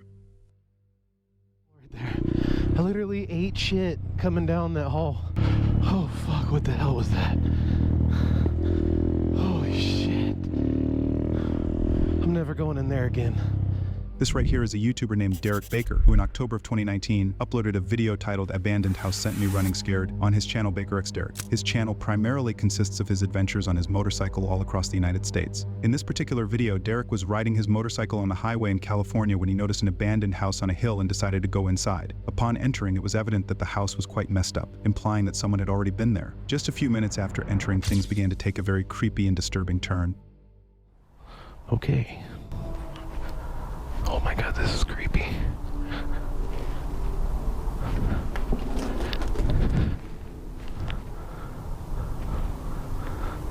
Dude, this is fucking terrifying. Oh my god, look at the size of this bedroom. Dude, this is fucking scary. I need to make sure no one's in here. Like in those bedrooms. Oh my god. Dude. What a fucking house. Oh my gosh. Holy fucking shit, this is scary. Dude, this is how horror movies start. That view, I know, right? That was beautiful, actually. If you look closely at the back of the bathroom, there seems to be a white spot that oddly looks like a face. Derek, however, doesn't realize this until he reviews the footage later. As he continues to explore the house, the situation becomes even more disturbing when he starts hearing voices.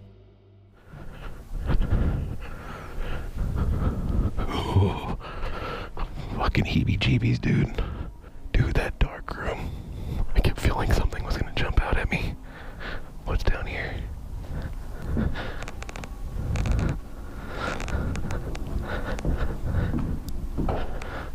Hello?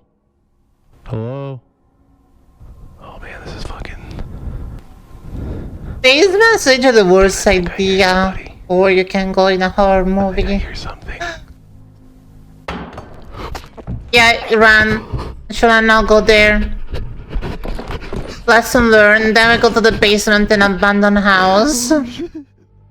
As Derek made his way downstairs to explore the basement, he suddenly heard a loud noise. Scared for his life, he ran for the exit but tripped and fell. He eventually got back on his motorcycle and escaped the place. Many viewers in Derek's video think the noise came from a homeless person trying to warn him to leave. While squatters don't always hide in the dark, they often use it to stay hidden when someone comes in unexpectedly. Sometimes the sounds they make are a way to warn visitors to go away. If Derek had gone further, he might have been attacked by whoever was hiding in the darkness. Fortunately, Derek was able to escape the potentially dangerous situation just in time. As of the video's upload, he has not returned back to the house.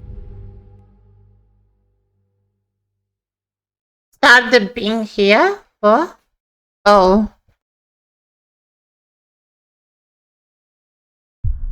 Let's watch this.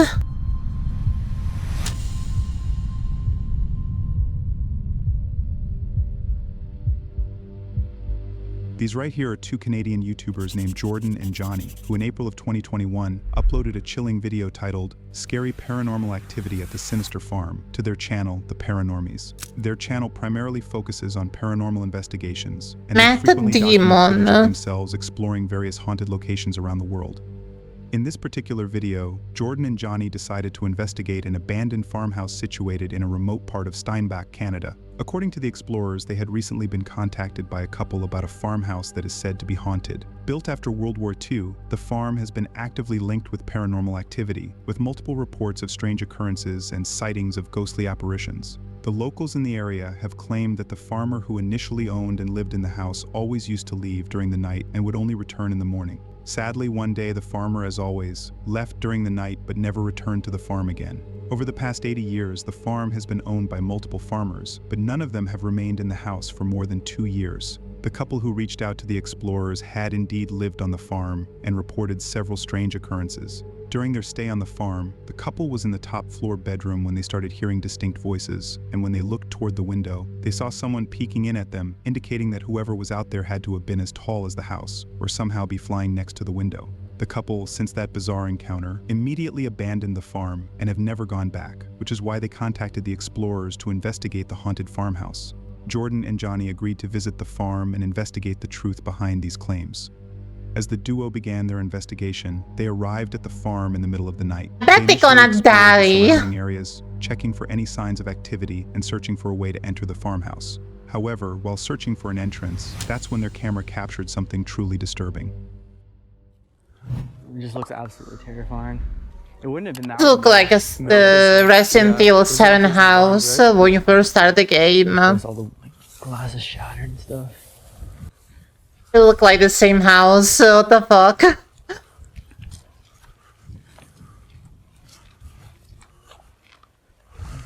So it's got to be that window. It'd be that window. Barn. Shine the light back there. here. Yo, Johnny. What? Yeah, there's a barn back there. Oh, I can't really see it on my camera. So yeah, it would have been that window. She saw the figure creeping in. If you look closely at the point when the explorers looked at the top floor, you can clearly see a hand reaching out of the window. And just moments later, the hand is pulled back It's inside. a demon! This was the same bedroom window where the couple claimed to have seen someone It's a peeking in at them. motherfucking However, demon! the explorers were completely unaware of this detail at the time. It wasn't until they uploaded the video that their viewers noticed the hand reaching out of the window. The duo, oblivious to this detail, eventually entered the house and began their investigation. During this time, they went upstairs to the bedroom but didn't notice the hand or any other sign of paranormal activity. They then decided to go back down to investigate further. However, as soon as they went downstairs, that's when they made a shocking discovery. We should set up a camera in here and a camera downstairs and start doing a test. Yeah, all right. I know, man. These stairs are so steep. Should I pose one? Yeah, that it is. I guess we can set up a camera. Yeah, set one up in that corner and set one up in this room by this bathroom too, I think. What? I heard something footsteps. There it is. That's definitely a knock. Can you knock again if that was you?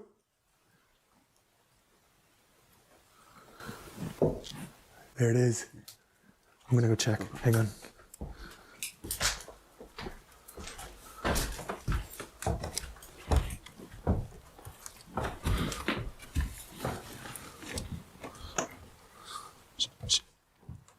man, it's so freaky. Nothing. Unless it came from here. I'm scared. After the explorers heard the knock, they listened intently and stared in the direction of the sound. They eventually called out and went upstairs to investigate, but despite searching everywhere, the jump they found scare, nothing but that could have didn't caused the work. noises. Unsure whether the knock was paranormal or simply something falling from the ceiling, the explorers went back down to conduct a sensory deprivation test and find out if the farm was truly haunted or not. So we're gonna try doing a sensory deprivation here. We got this camera and this camera. We heard some noises coming from this area while we were kind of just setting up the cameras, and you know, I just noticed it's kind of weird that what? This entire house is destroyed. The mirror is completely intact, so whoever like destroyed it is kind of superstitious. That is true. I didn't even think of that. But anyways, yeah. Okay. Right. The mirror. You're good to go. If you're the one who scared that couple off, can you make a noise for us or give Jordan some answers? Boy.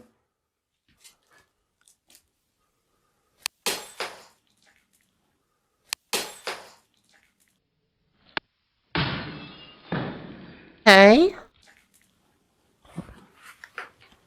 Johnny. Did you hear that? What was that? I heard something.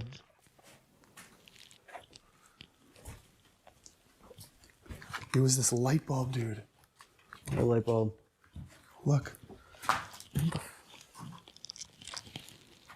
Oh my god. That wasn't already there? No. Hello? It's evident that the light bulb mysteriously falls on its own, which startles the explorers. I was looking at it. I'm sorry. I scared you. I was the jump scared. They couldn't come up with a logical explanation. As a result, they decided to resume their sensory deprivation test to see if anything else would occur. But this time they encountered nothing unusual. The explorers then decided to conduct another test known as the table tipping. For anyone unfamiliar with this term, table tipping is a method of communicating with spirits by asking questions and observing the table's movement. The explorers, upon making this decision, placed the table in the middle of the room and started conducting the test. However, as soon as they began the test, I'm nice. Worse for the two explorers. I am nice. Look at me. I'm a tiger. I'm nice. I bite only slight. I did it right without actually wanting to. Let's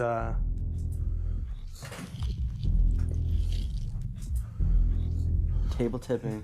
Yeah, I kind of want to just show. Is that what it's called? It's called table tipping, yeah. It is? Okay. I didn't know if it had like an official name or something. Okay, yeah, so I kind of want to... Thank you for the head pats. Hell yeah. Corner there, and I want to set up a camera either in this corner or...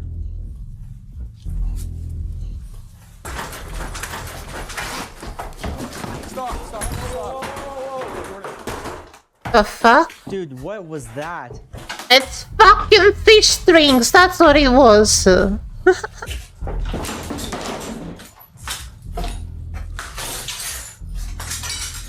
What? Jordan. What? Are you okay? Are you okay? To the explorers' absolute shock, the table inexplicably flipped and started moving aggressively. Terrified for their lives, they immediately ran out of the room. To make matters even more disturbing, the explorers later mentioned that just moments before they noticed the table moving, they had heard footsteps running down the stairs.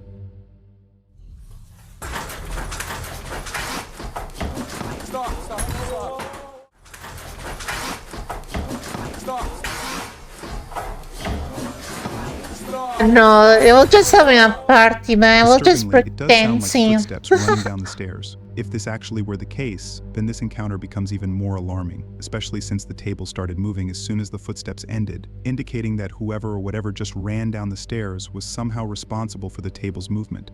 After this bizarre encounter, the explorers initially ran off, but they did go inside and went upstairs to comprehend what they'd just witnessed. Fortunately for the explorers, things calmed down after a while and they decided to leave the house and investigate the barn. The explorers then went inside the barn and started their investigation. However, as they were investigating, that's when they encountered something once again. Is that you who flipped the table? Say Jordan? Can you say Jordan's name back, or can you say my name? My name's Johnny. Can you tell us if necrophonic is real And if it is, we want to know, did you flip that table? Is necrophonic real?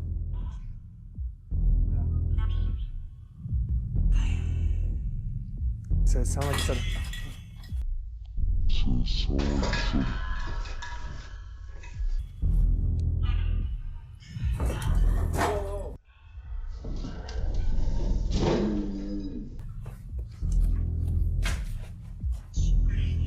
What was that? That's what that was. You throw a box, you say yes, you do the box. You make something else move.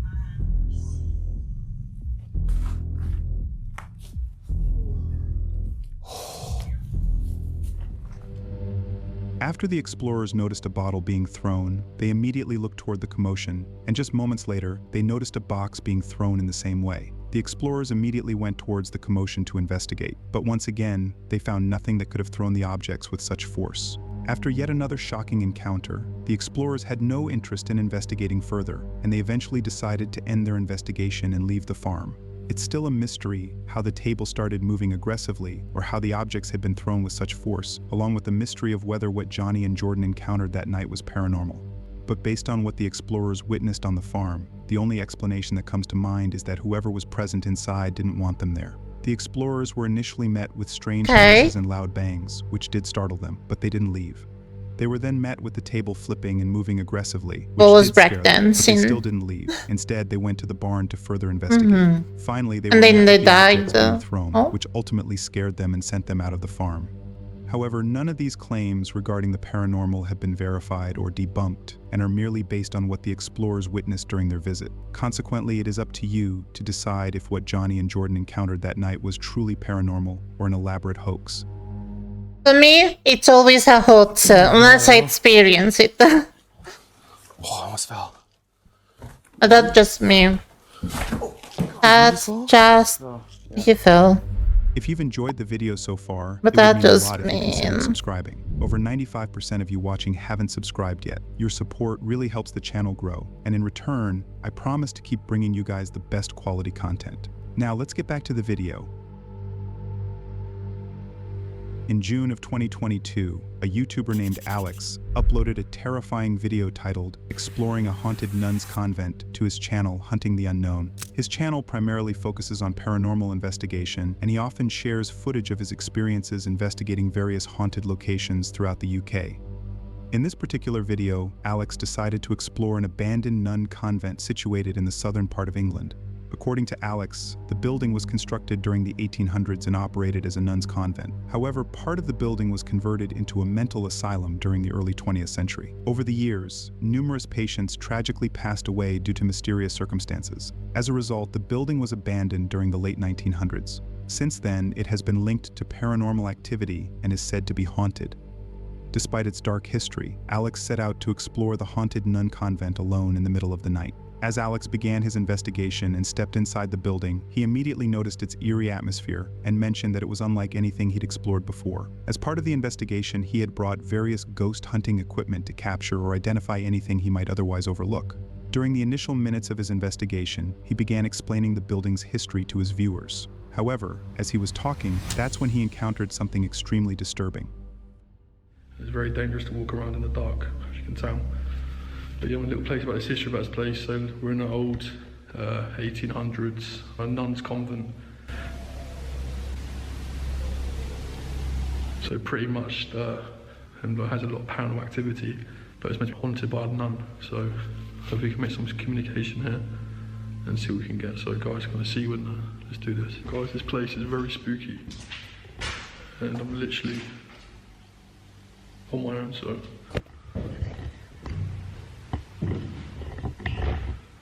Hello, is anyone here?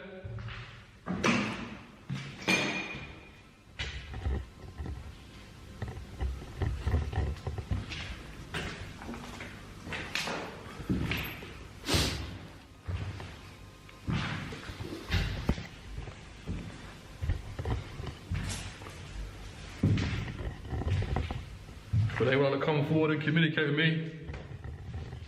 Okay, I'm here. Hi, I communicated with you.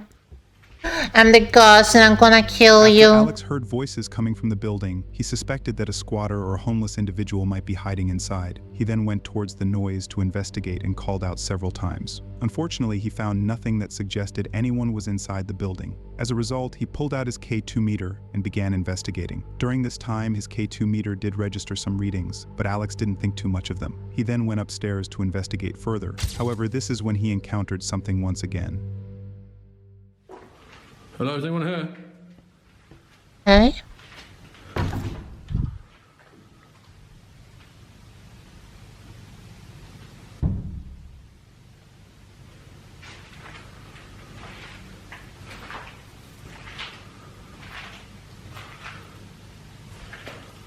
Am I taking pictures?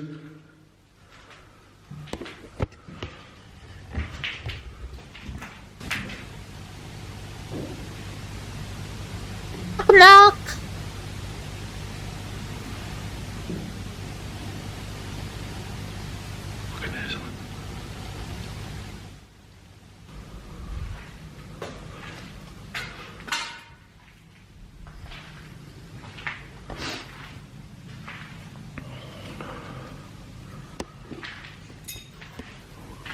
What's that?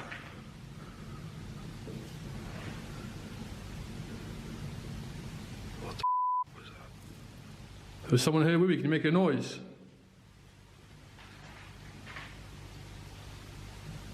Hello?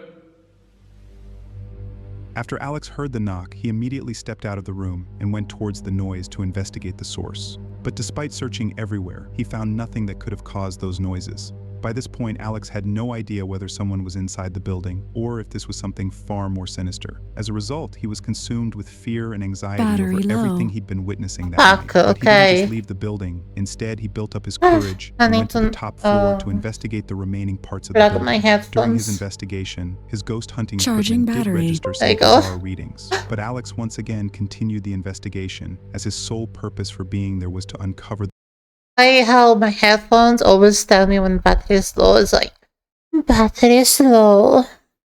Charging battery. the truth The shit behind like the that building. as However, well. as he was investigating one of the rooms, that's when he encountered something that completely changed the course of his investigation.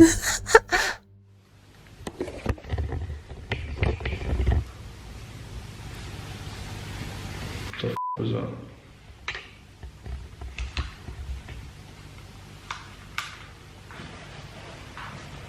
No, right? That's what I'm saying.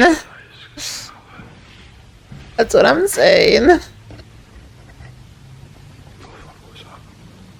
The battery though. Hello? Charging up. It's a really loud noise, but... This is not an AI voice, I think.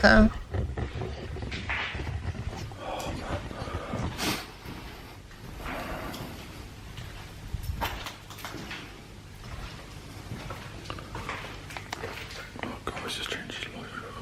Is this a UV light? That's creepy, mate, like that. There's somebody playing with the lights. What the hell is going on? Is he red? What are you doing today?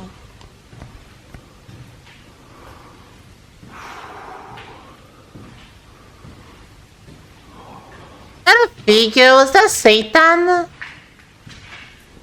Why is he red?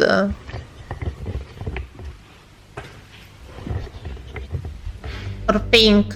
If you look closely at the point when Alex walks past the door, you can clearly see a man dressed Yeah, in that's all what I'm black standing saying. and staring directly at him. Creepy on However, the Alex wall. had no knowledge of Yeah. the man's presence at the time, as Creepy his on main the focus was wall. on investigating the noises. It wasn't until he went home and reviewed the footage that he noticed the man standing in the room. Fortunately for Alex, Well, fuck just is moments this after asking his camera back, huh? captured the man, he decided to end his investigation and eventually left the building. It's still a mystery who the man was or what his true intentions were, along How with did whether you what not Alex see him? encountered that night was paranormal. But based on everything he witnessed during his visit, it's more likely that the man was either a squatter or a homeless individual. And based on the man's actions that night, he probably didn't want anyone inside the building, and in an attempt to scare Alex off, he made those strange noises and loud bangs. But when the man realized that Alex hadn't left the building and was trying to investigate the noise, he ultimately revealed his presence by standing inside the room. But fortunately for Alex, despite being inches away from the man, he wasn't ambushed. Bro, or attacked, chilling. and he managed I to know, escape the right? He potentially was just dangerous chilling. situation Been without any harm. chilling.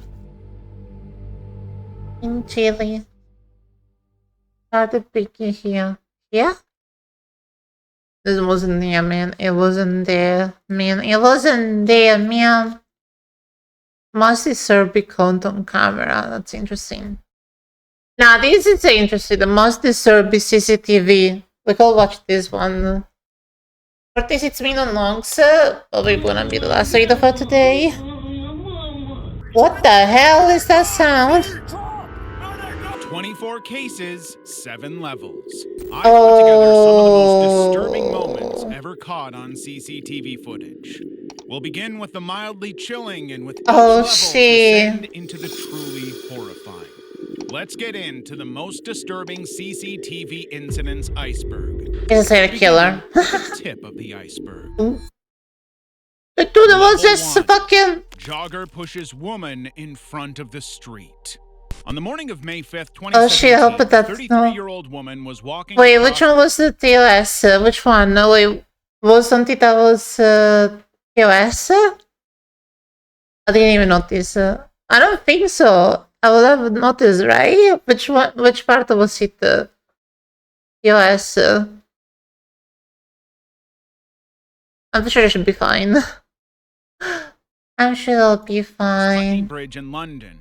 The When car? something shocking happened. A jogger ran past her and suddenly pushed her into the street. She Oh, no, I don't want. I won't get banned. Don't worry.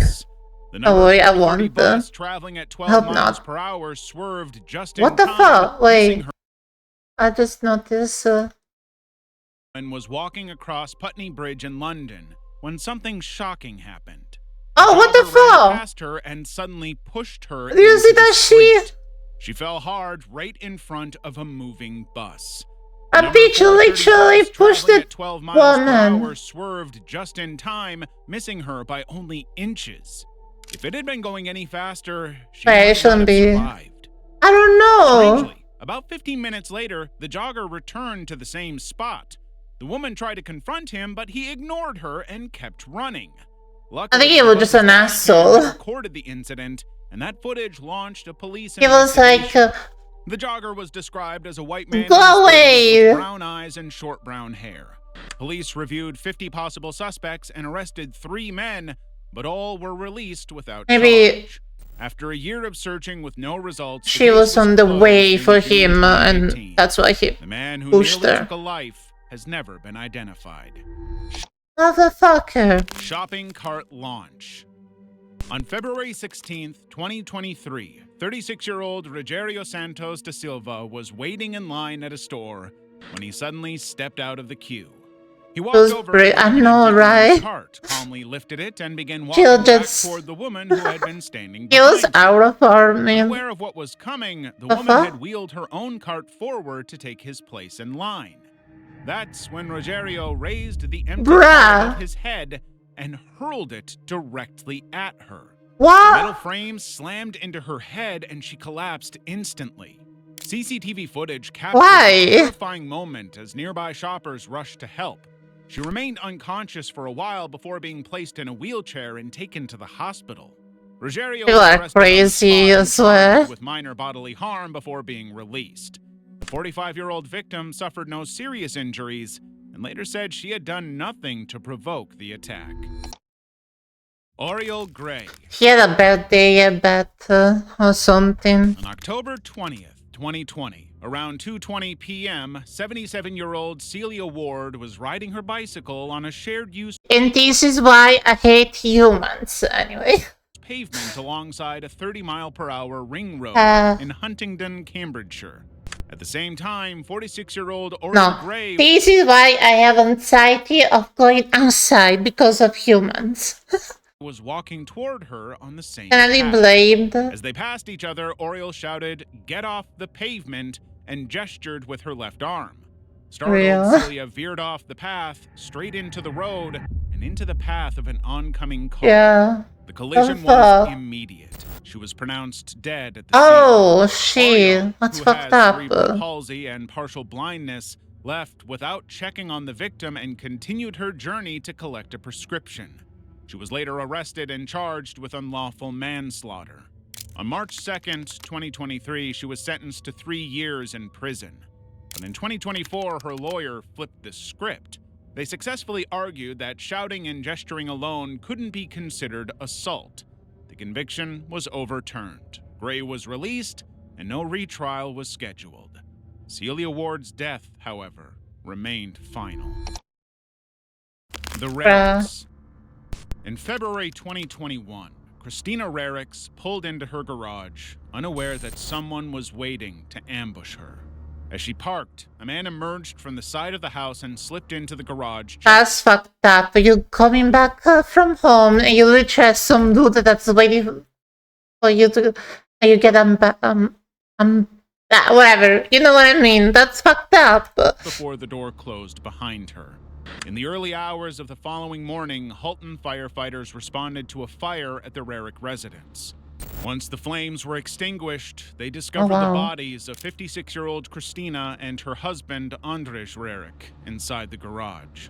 During the investigation, authorities found the CCTV footage recorded on a neighbor's property across the street. The intruder was 30-year-old Harrison Brown, who had a business relationship with Christina. Investigators determined that once the garage door closed, Brown attacked Christina, fatally stabbing her. He then stabbed Andrzej multiple times. Brown remained on the property until at least 9 p.m. and returned at dawn to deliberately set the house on fire. On March 6, 2021, Harrison Brown was arrested and charged with 2 counts of first degree and 1 count of arson. On December 1st, 2023, he was sentenced to life in prison with no chance of parole for 25 years. Hey Abyssal fans, quick update before we proceed. From now on, our icebergs will be 8 levels instead of 7. However, YouTube would take our channel down if we posted content this disturbing here, so we'll be posting it exclusively to our Patreon. If you'd like to watch the exclusive 8th level while supporting us at the same time, check out the first link in our description. Level 3, Freezer Death. On September 8, 2017, 19-year-old Kenika Jenkins borrowed her mother's car to attend a party with friends. She never made it home. Around 11:30 p.m., Kenika and 3 friends arrived at the Crowne Plaza Hotel in Chicago. The party was on the 9th floor in room 926. The room was packed with nearly 40 people in a space meant for 2, but she drank, fun. She's drunk Just 15 as minutes after arriving, Kenika called. That's why I don't like parties. That would be the last time her family ever heard from her. Over the next couple of hours, she drank cognac heavily while posting videos and going live on Snapchat, Instagram, and Facebook. By 3:15 a.m., the girls were ready to leave, but Kenika was too drunk to walk on her own. Staggering, barely able to stand, she realized she'd forgotten her phone and car keys upstairs. So her friends left her alone by the elevator to retrieve them. And then By the time they returned, she was gone. Panic set in. Her friends called Kenika's mother, Teresa Martin, who rushed to the hotel by 5 a.m., but the hotel staff refused to help without a police report. So she called 911. The report wasn't filed until 1:15 p.m., hours after Kenika had vanished. Police combed through endless hours of CCTV footage. Eventually, they spotted her alone stumbling through the hotel hallways, but they didn't see her going somewhere else or exiting the building. Eventually, on September 10th, they spotted her alone walking into an unused kitchen area on the lower level. Immediately, the hotel staff was instructed to check the kitchen, but nothing could have prepared them for what they were about to see. Kenika was found face down inside a walk-in freezer, one shoe off, frozen to death. There were no signs of trauma or violence, so the authorities ruled the death as accidental hypothermia, worsened by alcohol intoxication and prescription medication of a drug called topiramate. But her mother and the public were not convinced. She was not on prescription for that drug, and the CCTV footage didn't show her walking into the freezer. Teresa Martin filed a $50 million lawsuit accusing the hotel of negligence.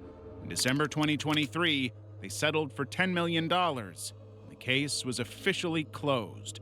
although Not many down. questions are still That's left crazy. unanswered.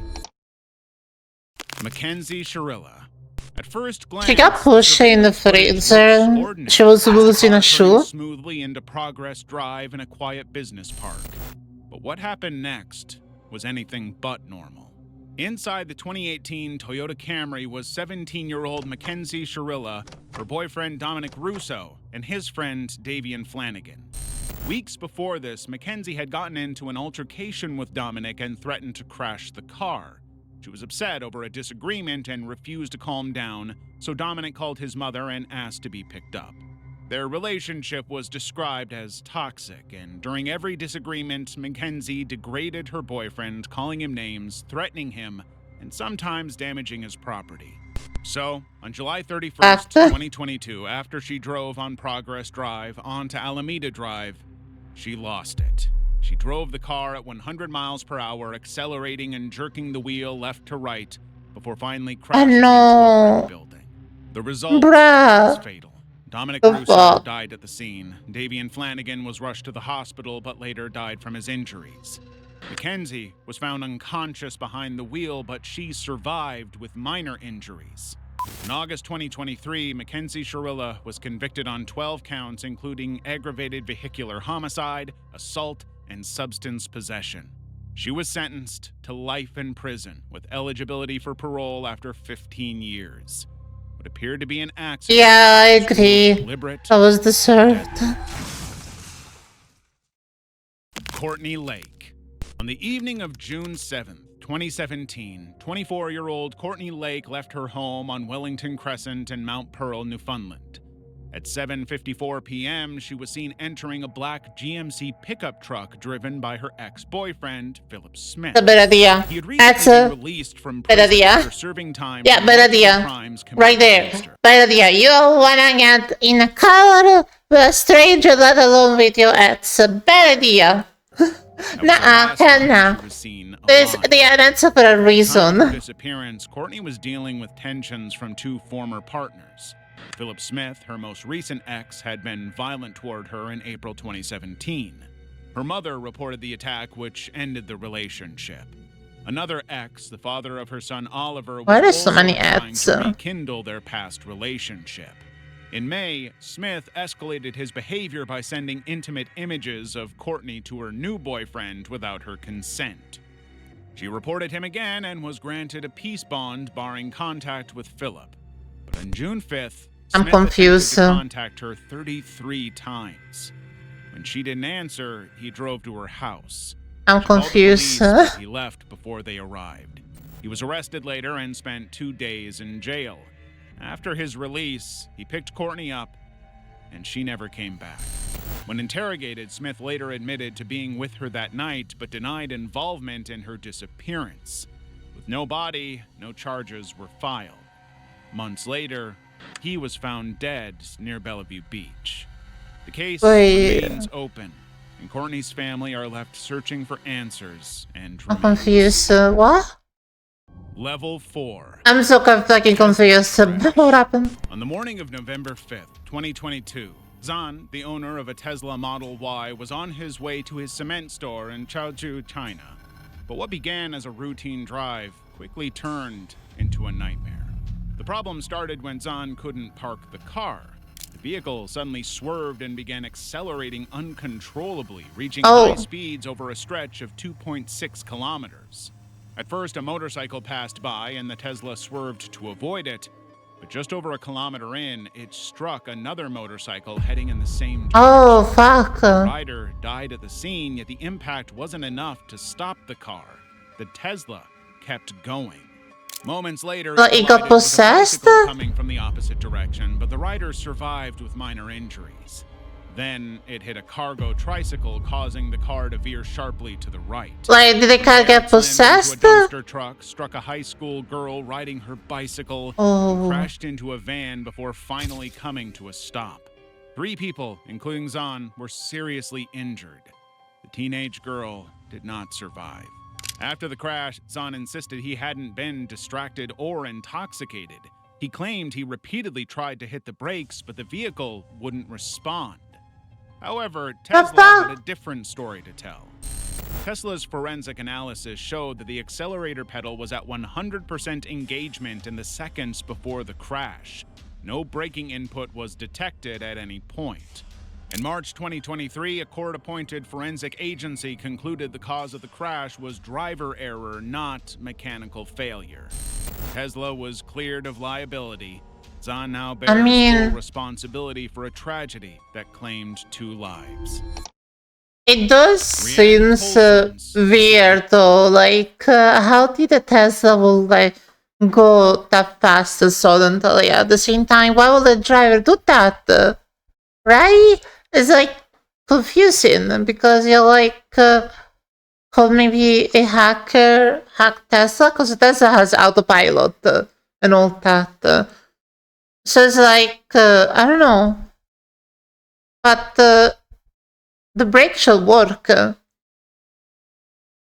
So yeah, it's confusing. I feel like Tesla could also like it's a multi-billionaire dollar company, so it could easily manipulate the results of the test. You know what I'm saying? That's something that can happen. So it could have been the driver. Maybe it was like had enough and decided to do that, or maybe it was the Tesla. I don't know. Either way, it's kind of odd. Appearance. On May 21st, 2025, CCTV captured 34-year-old Rhiannon Colson leaving St. Mary and Benedict Church in Coventry.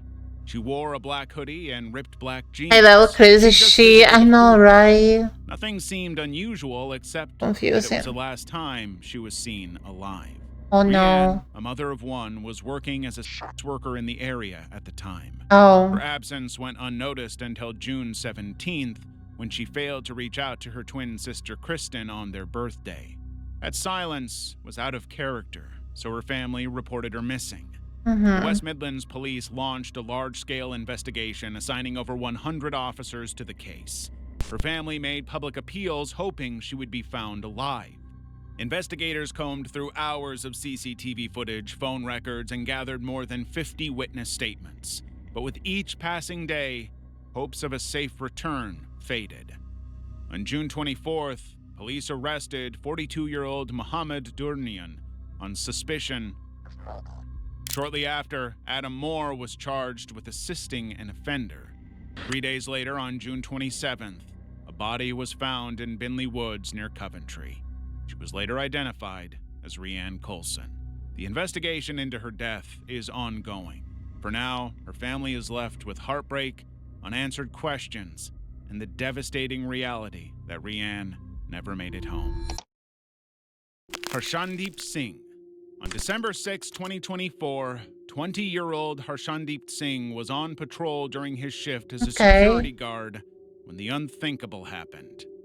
Harshandeep was an international student from Haryana, India, studying at Norquest College in Edmonton, Canada. He had been in the country for 18 months, and it was only his 3rd day on the job. While checking the stairwell of the apartment complex, he encountered 2 individuals, 30-year-old Evan Rain and Judith Solteau.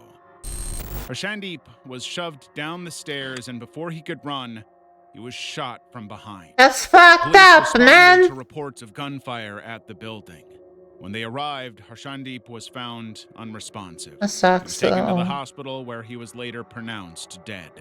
Evan Rain and Judith Solteau. Oh, see, I know, right? Fucking shot in the back. That's fucked. Lorraine Cox. On September 30th, 2020, the family of 32-year-old Lorraine Cox reported her missing. Though messages were still being sent from her social media accounts, her family believed something was wrong. The tone felt off, with strange spelling errors and excuses for avoiding phone or video calls. They were convinced someone else was pretending to be her. That concern sparked a police investigation which involved reviewing hours of CCTV footage. In one clip, police found the clue that would unravel everything. 2 days earlier, Lorraine had been walking home alone after a night out with friends in Exeter. It was a route she knew well, and she walked calmly, hands in her pockets, but she was not How are alone. you doing today? I'm doing good. Trailed her before approaching and persuading her to go with him to his flat above a kebab shop. CCTV later showed him leaving the building multiple times to dump items in bins across the city. But Yeah, that's Lorraine, kind of however, sus, honestly. was never seen leaving. The man was identified as Azam Mangori, a 24-year-old Gucci. Iraqi Kurd who had previously been denied asylum and was facing deportation. Inside his flat, he suffocated Lorraine with her own t-shirt and left her body there for 8 days. Oh, During that's that time, fucked up. Mangori used her SIM card to impersonate her on social media and messaging apps, trying to convince family and friends she was alive. But when they reported her missing, he panicked. He dismembered her body and scattered her remains across Exeter. Parts of her body were found in alleys next to his flats and about 9 kilometers away in woodlands. On April 7th, 2021, Azam Mangori was found guilty of Lorraine's death. He was sentenced to life in prison with a minimum term of 20 years. Level 5. He deserved the death On January sentence. 4th, 2019, around 1 p.m., Lee Pomeroy boarded the train at London Road Station in Guildford with his 14-year-old son. Shortly Oh, after, that doesn't sound good. 36-year-old Daryl Penseal entered the train at the next stop, and what should have been a routine ride home took a fatal turn. Soon after boarding, Darren got into an argument with Lee over a blocked aisle. The exchange lasted only a few seconds before Darren walked away to another carriage. But Lee wouldn't let it go. He followed him, leaving his son behind. Why will you follow The him? next the confrontation resumed. The men continued arguing. I thought you saved him. Then, in just 25 seconds, Darren pulled out a knife and stabbed Lee 18 times. Darren fled the train at the next stop where his girlfriend picked him up. Meanwhile, Lee's son remained alone in the carriage as paramedics arrived at Horsley Station. Lee was pronounced dead at the scene. Darren Penseal was arrested the following day at his girlfriend's home. On July 12, 2019, he was convicted of the crime and sentenced to life. Yeah, I mean, the dude should not follow him in the next carriage, to be honest, but that's like fucked still. That's really fucked up. Oh no.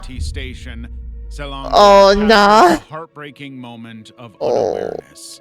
A That's 36-year-old not Taiwanese good. man who was walking alone on the platform edge accidentally fell onto the train track. How did he As fail? soon as his body hit the ground, he looked up to see an oncoming train, but it was too late to run back. How did he The fail? train struck him before stopping a few seconds later. Onlookers stood on the platform edge, horrified and waiting for emergency responders to get his body out from under the train. He was pronounced dead at the scene by the fire and rescue. It doesn't make sense, yeah. Although the CCTV footage answered all questions, police are carrying out investigations and have ruled out foul play. To avoid any repetition of such incidents, the transport ministers have instructed Prasarana Malaysia Berhad, Rapid Rail's owner, to install platform screen doors at all LRT stations. How did he fail, though? Paulius Petrosinas. On July 13th, 2020, Paulius Petrosinas was captured on several CCTV cameras laughing and playing with the man Is this guy high? who would later take his life. In the hours leading up to his death, 24-year-old Paulius was seen with 20-year-old Sean Buell. The two appeared to be in great spirits, laughing, joking, and chatting casually in the corridor of a building before heading to a nearby convenience store. But everything They robbed the changed when they store. returned to a block of flats in Cherville Rise, Heathtown. Inside was the apartment of Paulius's girlfriend, where an argument broke out between the two men over a deal. In the heat of the moment, Sean Fucking pulled knew out it. a hunting knife and stabbed Paulius.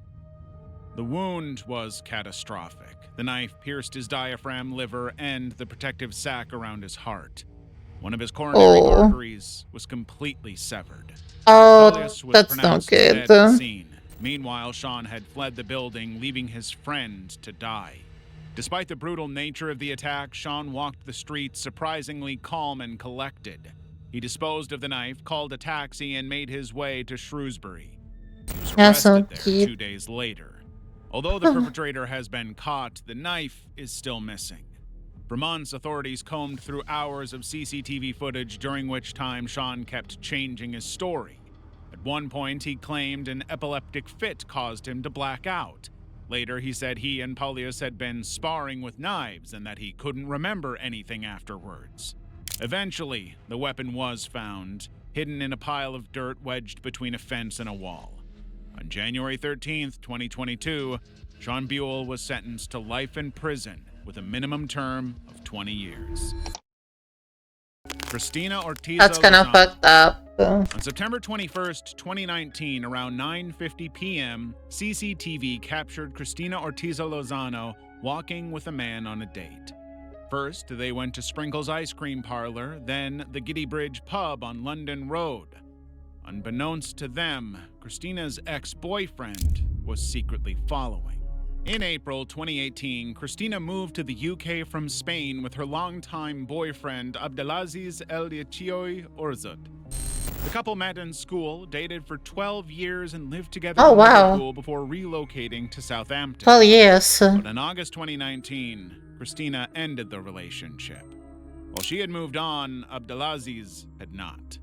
That night, he was lurking in the shadows, watching, following, and waiting. As Cristina and her date walked toward her flat on Spear Road, CCTV caught Abdelaziz trailing behind. Outside her apartment, he stood holding flowers.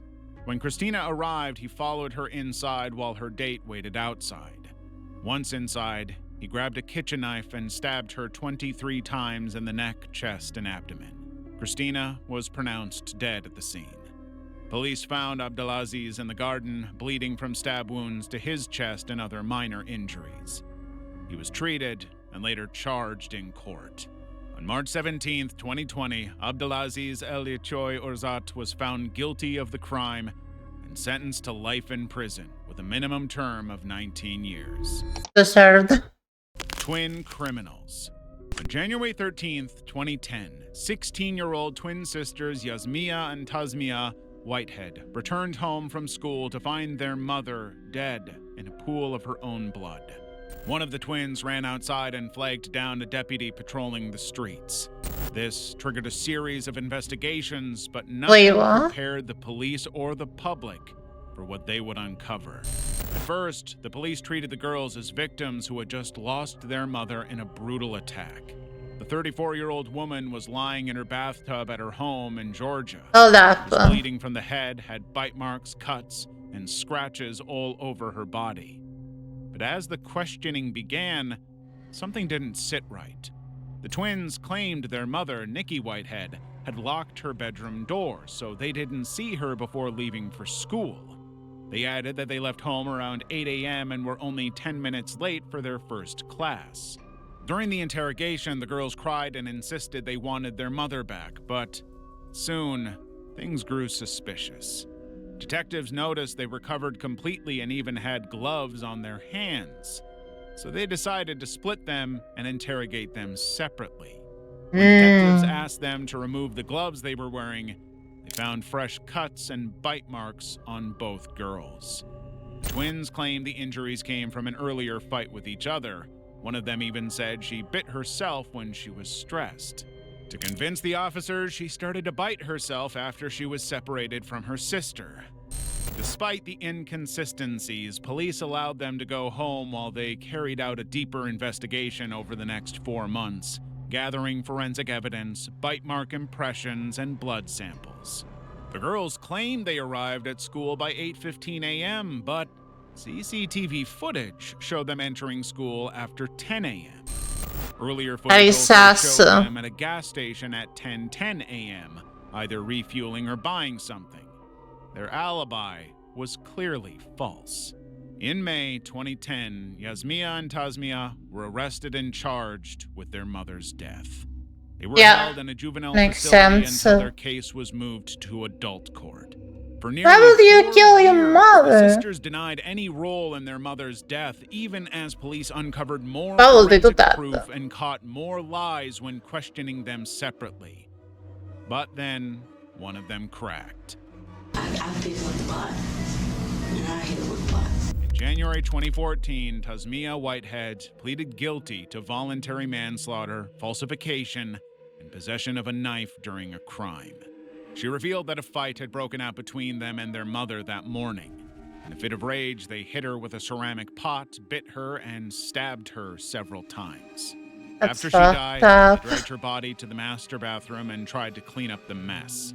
When they realized it was too much, they made up a story and went to school as if nothing had happened.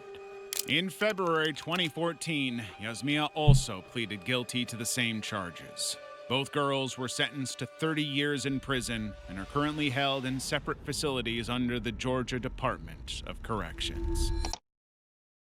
Grace Millane. On December 1st, 2018, Grace Millane met with her Tinder match outside the Sky City complex in Auckland, New Zealand. It was under a Christmas tree, and she took a picture of herself to send to her family. That was the last they would hear of her. Her date with 26-year-old Jesse Kempson kicked off in good spirits. They started at Andy's Burger Bar at Sky City, where they ordered multiple drinks and chatted for about 90 minutes. From there, they walked over a few blocks to the Mexican Cafe on Victoria Street, where they ordered more drinks and stayed for another hour. Throughout the date, Grace was smiling, talking, and interacting with Jesse comfortably. By 8:30 p.m., they moved to another bar across the City Life Hotel, where they continued drinking, kissing, and socializing. Okay. Later at 9:40 p.m., CCTV in the hotel lobby captured them walking arm in arm and smiling before using the elevator that leads to Jesse's room. This was the last confirmed sighting of Grace alive. By the time Jesse Kempson was captured again on camera, he was alone and making unusual purchases. The morning of December 2nd, 2018, Grace's 22nd birthday, she was already shoved into a suitcase. Between 8 and 8:40 a.m., CCTV captured Jesse at the warehouse buying a large suitcase. Then he visited a Countdown supermarket where he purchased cleaning supplies before returning to his room. Later, he left his room to rent a red rental car and returned to City Life Hotel. That afternoon, while Grace's body was still in his room, he went on another Tinder date with another woman.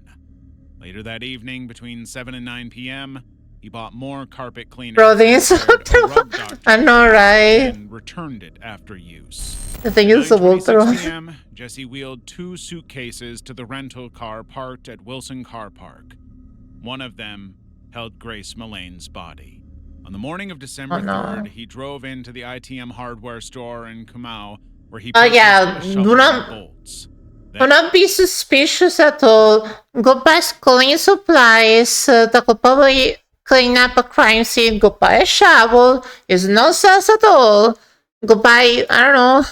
And he buried nothing sus. Grave along Scenic Drive. To remove forensic evidence and bloodstains, he took his clothes to the dry cleaners. After that, he proceeded to a self-service vehicle wash to wash off any underlying bloodstains on the vehicle. Meanwhile, Grace's family, who were far away in the United Kingdom, grew increasingly worried when she didn't contact them on her birthday. On December 7th, they reported her missing, and a police investigation began immediately. After reviewing hours of CCTV footage, Jesse was identified and arrested on December 8th, 2018 at the City Life Hotel. At first, he denied having anything to do with her disappearance, but when evidence was piling up against him, he confessed to taking her life. According to him, they took her life was the again? result of a consensual rough sex that went wrong, but the jury that's fine. didn't believe him. Eventually, he was charged with the death of Grace Millane and sentenced to life imprisonment with a minimum term of 17 years. Honestly, if you want to kill somebody, you gotta be prepared, man. You gotta buy a shovel after. This is CCTV footage of 36-year-old Odessa Carey Jr. walking with a blue bag slung over her shoulder and a white plastic bag in her hand. Inside the blue bag was the decapitated head of her 73-year-old mother, also named Odessa Carey. I'm sorry, what? In 2019, a day before this footage was captured, Odessa Jr. smashed her mother's head with a mallet, taking her life instantly. She then proceeded to decapitate her using knives and scissors. Afterwards, she carried the severed head to the bathroom and removed her mother's brain before placing the head inside the blue bag.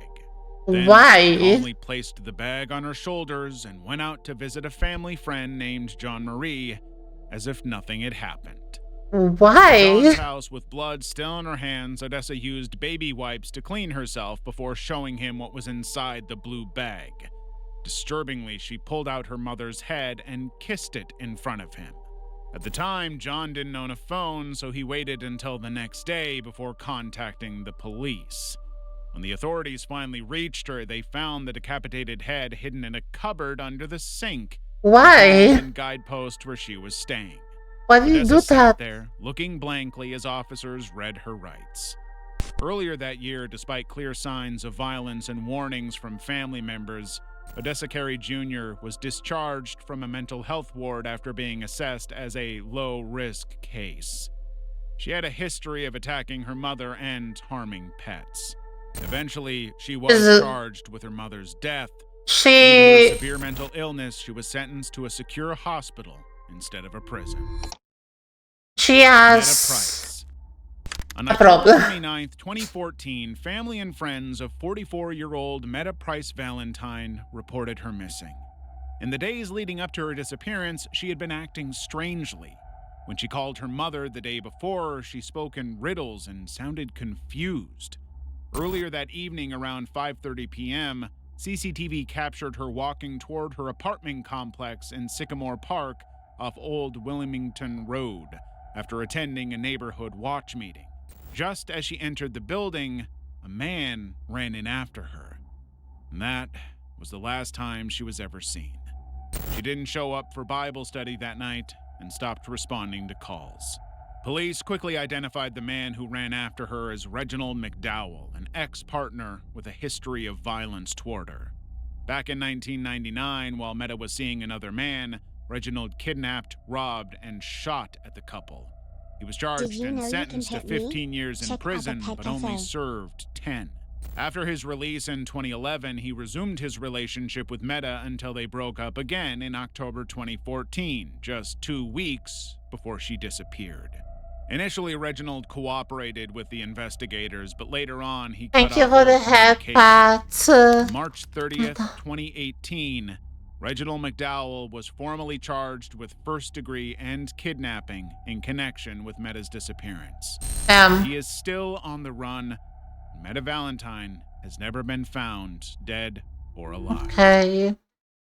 Ronan Kanda. On June 29th, 2019, Yeah, that was 16-year-old Sitsa. Ronan Kanda was walking home after visiting a friend to buy a PlayStation controller. It was around 8 p.m. and Ronan had his headphones in, smiling That's at his phone as he fucked. strolled through Wolverhampton, completely unaware of the danger behind him. That's fucked. Earlier that day, 17-year-old Prabjit Viadhesa had picked up a ninja sword set and a large machete from a local post office. He had ordered them online under a fake name, and he was out to collect a debt. Alongside his friend Sukhman Sergil, also 17, Prabjit watched Ronan leave his friend's house and mistook him for the person who owed him money. As Ronan walked home unaware, the two followed him, weapons in hand. Just yards away from his home, Prabjit stabbed Ronan twice with the sword. Imagine you just chilling, like, to buy something, you'll just somebody behind you with a fucking katana. That's fucked up. One cut deep in his hip, and the other penetrating into his heart. He collapsed and died at the scene. Then they realized they harmed the wrong person. In a frenzy, they fled, disposed of their weapons and clothes, and tried to cover their tracks, but it didn't last. Within days, both were arrested and charged with Ronan's death. July 13th, 2023, Prabjit Viadhesa and Sukhman Sergil were sentenced to life imprisonment with minimum terms of 18 and 16 years, respectively. After Ronan's death, lawmakers and his grieving family pushed for tighter controls on online knife sales. Fuck? His case added urgency to national efforts People to are restrict crazy. access to dangerous weapons and prevent further tragedies like his. Level 7. Louise Smith. On May 8th, 2020, 16-year-old Louise Smith was reported missing after she failed to return home from school. Just a month earlier, she had moved in with her older cousin, Shaslyn Jane Mays, and her husband, Shane Mays. They all lived together in Leigh Park, Havant, in Hampshire. Once Louise was declared missing, investigators combed through hours of CCTV footage to trace her movements and uncover the reason for her disappearance. On May 8th, 2020, at noon, CCTV captured Louise leaving the home with her uncle Shane. They both walked into the Harvent thicket around 11:45 a.m. That same day, Shane appeared on camera later that afternoon. He was alone, buying a pizza and a Lucozade at a local store. Later, he returned home alone as well. Louise was nowhere in sight. 13 days later, Louise's body was discovered in a clearing in Havant Thicket, about a 40-minute walk from her home. Her body had been severely burned and violated. So badly damaged that investigators had to rely on dental records to confirm her identity. Shane Ray was arrested almost immediately, but he denied being involved in her death.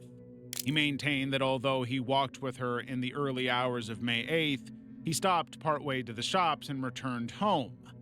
However, when CCTV footage, phone data, and forensic evidence began disproving his account, he eventually admitted he was with her longer than he originally claimed.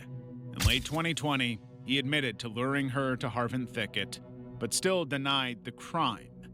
Instead, he pleaded guilty to manslaughter, claiming he lost control and didn't mean to take her life. He lost control. Rejected his version of the story. Yeah. He was sentenced to life. I don't know about that now. 25 years. That's about that. Sword attack. A sword April attack? 30th, 2024, just before 7 a.m., 36-year-old Marcus Arduini Monzo drove a gray van into a pedestrian on a quiet residential street in Hainault. The people think it's GTA or something. He stepped out of the vehicle wearing a yellow hoodie and wielding a samurai sword. What followed was a terrifying 20-minute rampage. Pizza wasn't Marcus ran through the streets, chasing and slashing at random people. He then broke into a nearby home, attacking a couple while their 4-year-old child slept upstairs. At around 7:15 a.m., as 14-year-old Daniel Enjoren walked to school in his PE kit and headphones, Monzo ambushed him from behind, slashing his chest and neck. The injuries were too severe. I know, what the fuck? Why? Police had arrived and were trying to de-escalate the situation. Why? Monzo refused to stop. Why was he doing that? Wild, swinging his weapon and eventually stabbing multiple officers. PC Yasmin Mesham Whitfield and Inspector Malloy Campbell sustained serious injuries in the attack. In a panic, officers shouted, "Lock your doors," as Monzo roamed the neighborhood. He was finally subdued around 7:22 a.m. after officers used a taser and tackled him to the ground. On June 25th, 2025, Marcus Arduini Monzo was found guilty and was sentenced to life imprisonment with a minimum term of 30 years. He had a melee weapon. Why didn't they tase him right away? And if they tased him, well, why didn't they shoot him? It would have been, what's the word? Justified. Because he's literally hurting people. So they should just shoot him, in my opinion, honestly. They had the cause for it. Wanna fucking shoot the people for no reason. They don't wanna shoot the white person with a katana. Was he in British, I think, though? If it was America, I think they would have been shot. It looked like it was in Britain, though. Pre-teen In the UK, I think it was. Which will make sense, I guess. 63-year-old Scott Habermale was cycling they just shot him. National Laboratories in Albuquerque when a car suddenly swerved into the bike lane and struck him. By the time the authorities arrived, he was dead at the scene with no leads and no traces. Initially, police received CCTV footage from a nearby church showing the vehicle, but not the occupants. For many months, no arrests were made because there were no immediate leads, identifiable suspects, vehicle registration, or footage linking anyone to the crime. Until 2025, when their attention was called to a viral video online. Of course, they got the set from a viral video. They're gonna hit him hella fast, nigga. Just bump him, bruh. Bump Yeah, him? just bump him. Go like 15, 20. Don't you do that. That's fucked. They even we're having Can be heard fun. laughing and plotting the hit. One even said, "Just bump him, brah," just before the car hit Scott. The school principal identified the voices in the video, and multiple witnesses identified them by their voices in the video. On the 17th of March, 2025, That's a far. 13-year-old was arrested and charged with first-degree conspiracy. They were like to commit the 13. act, I'm sorry. leaving the scene 13? with illegal That's handgun possession. that's too young to drive. Taken into custody. Later, in May 2025, a 15-year-old Yeah, was that's arrested after insane. They are fucking kids. How are they driving a car? Now, a total of 4 suspects. They're still wearing fucking. They're still wearing fucking On November 29, diapers and they're driving a car. 10:19 a.m., police received a 911 call reporting fireworks or gunshots at the Shady Or Oaks apartment gunshots. complex in Albert Lee, Minnesota. Officer Cody Needham was dispatched to patrol the area, but he had no idea he was walking straight into a trap. Oh. Moments after arriving, Officer Needham was ambushed and shot through the side window of his squad car. Oh. He quickly took cover and called for backup. What followed was an 8-hour standoff that left the entire neighborhood on edge. What At what first, kind of officers couldn't t-shirt tell where this the people shots were get? I coming know, As right? time passed, Like, what the fuck is going on nowadays, man? Everyone going crazy. And that's why I don't want that. I don't ever want to have a kid. No, I'm joking. the danger escalated. The shooter was no longer just firing at the police. He began shooting across the complex at neighbors, at passing cars, and at anyone going about their business unaware of the looming danger. That's when it became clear. The shooter wasn't targeting officers. No? He was targeting the residents. And the officers had Bruh. to act fast. He was They had targeting two things needed to residents? be done. First, stall the And this is why I don't want to have neighbors. shooter and prevent him from moving to a different position. No. Second, And this is why I don't want to move to the USA anymore. evacuate the building. But there was a major obstacle. They had no key fob to access the apartment complex. The officers split into 2 groups. And this is One why I don't stayed want to back be in an maintain apartment position and complex. distract the shooter. The other circled to the rear of the building, attempting to evacuate residents from the back. At 2:35 a.m., the shooter fired at 60-year-old Daniel Thorpe, a resident who was exiting the building completely unaware of what was going on. He was shot and wounded. Just moments later, a woman came running out screaming. She had seen the shooter on the far side of the 2nd floor. She handed her key fob to the wow. officers and hid in her car for safety. Then, the shooter fired again, this time at a car driving past the complex. The driver, Preston Flink, was hit in the leg and rushed to safety by officers. By 3 a.m., the SWAT team was activated and arrived on the scene. With backup in place and a way into the building, officers successfully evacuated the ground floor residents. They also ensured no one remained in open view where the shooter could strike. The dude didn't even know what the hell was going on. As dawn approached, the police finally gained full visibility. With drones in the air and a sniper ready, they spotted the shooter on the 3rd floor. Officers tried to negotiate, but the shooter refused to engage. 7 hours had passed, and officers had run out of options. At 9 a.m., tear gas was deployed into the apartment. Forced to move, the shooter stepped close to the window. In that instance, a Minnesota State Patrol sniper fired, shattering the glass and injuring him. Defeated, the shooter surrendered and was taken into custody. He was identified as 21-year-old Devin Weiland. So young, what the fuck? Investigators discovered that he had been the one who made the 911 call, an elaborate setup to lure Officer Needham into an ambush. Why? Questioned, Weiland explained that he wanted to die but didn't believe in taking his own life. So he came up with a plan. Call in a fake report, provoke the police, and get them to shoot him. That's why he never aimed directly at officers. But the court didn't buy it. He was found guilty of 3 counts of first-degree attempted and 3 counts of second-degree with a deadly weapon. On February 28th, 2023, Devin Wyland was sentenced to 50 years in prison. Why? Okay, that was the end, I guess, yeah. That was level 8? Ooh, okay, level 8, now that's fucked up. Oh, fucking hell. The Patreon, really? That should be like the... I don't know. Conclusion we take from this video. Do not trust anyone. Do not live in an apartment building with other people. Don't have neighbors. Do not go outside. Yeah.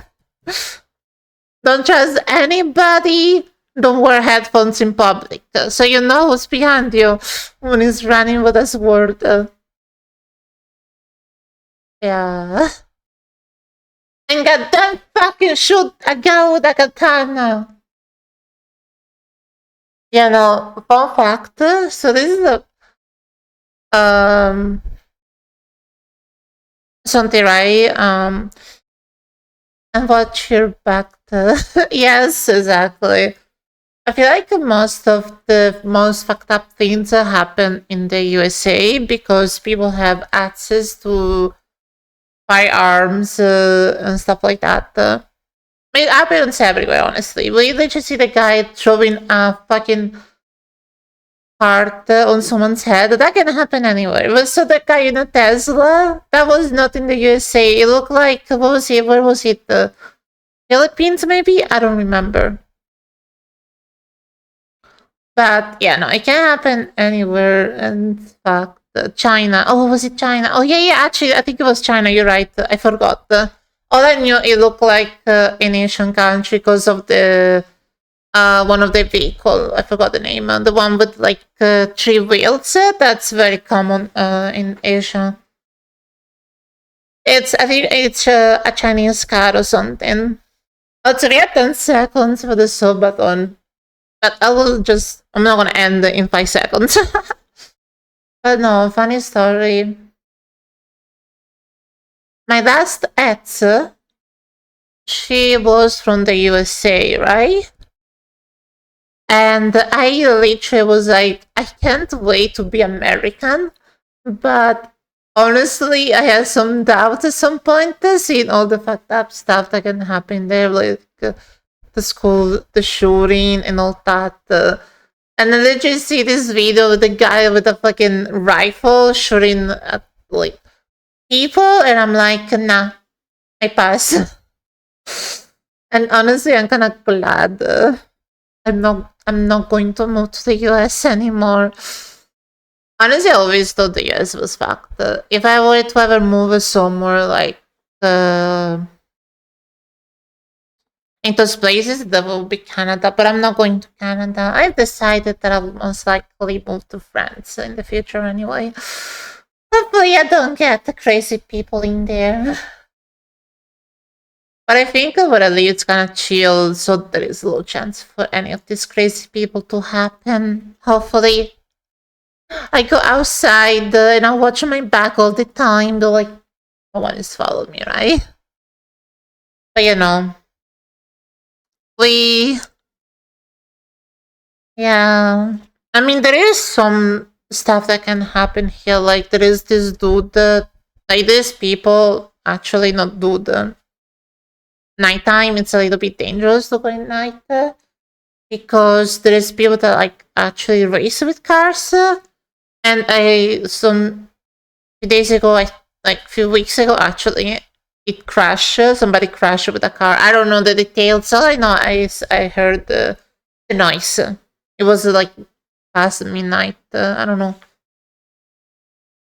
But I feel like in here it's dangerous, somewhat dangerous to go around nighttime because of that. It happened more than once that you hear like car going really fast through, and it's not like just once. It happened more than once, but only once I heard the crash, and I think I heard about people possibly, I don't know, but yeah, no. And people in bikes also here can get accident, just fact. Man, Where is this war going? This is why I hate humans. And this is why I will stay away from killer shacks, from people, from roads, from anywhere.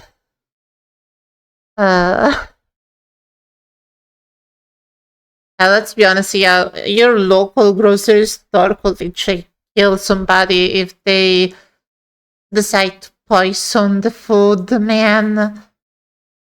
God damn. It's fact word. What can we do? Who can we trust? No one. But anyway, I'm probably gonna end that. It's been fun. This was the last day for the Subathon, which I'm really happy with the progress. So we've done 76 goals, which is really nice. But it lasted for 27 days, mostly because I wasn't exactly able to stream for a long time. This past days I've been feeling super tired, low energy. I don't know why. I've been having somewhat of a low energy lately. I don't really know why. I think I'm not getting enough sleep.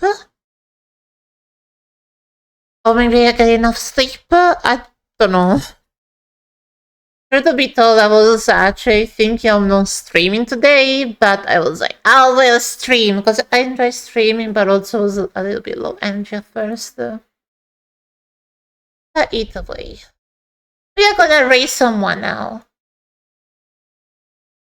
Of course, thank you for joining me. You shall go.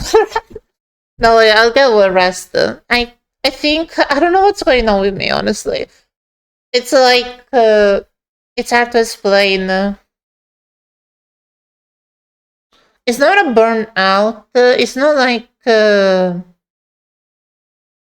feelings. Oh, let me link the camera. It's no longer like me getting tired on. Oh, the notes can be gone now. We already have. I'm gonna link the camera. Wait, let me. It's not easy with this model. It's better in the VR. Anyway, as I was saying, I will be back. What day is today? Actually, I forgot. Today's is it Friday? No, today's wait. No, it's Friday. Friday. Yes, I'll be back tomorrow. Yeah. I don't know what I'm gonna stream tomorrow, I'll be honest with you, but for next week onward, I'm just gonna plan things out. I'm gonna go back to my proper schedule and all that, and we're gonna do VR games next week, so that's gonna be fun. Hopefully it's not too hot. But also, we'll see. Anyway, as always, thank you so much for watching, thank you for the support and everything. I will see you tomorrow for Marshy. It's gonna be fun next week. Next week is gonna be my fully comeback. Like, I don't know. I haven't really. I lost a little bit of the rhythm this past day on the stream, but next week I'll be fully back with my rhythm. Anyway, as I was saying, thank you so much for watching. Thank you for everything, and I'll see you tomorrow. Bye bye. Have a good night. Let's do the raid. Hopefully, I'll be still streaming. Okay. Bye bye. Bye bye. Thank you for the help, Pat. Peace out.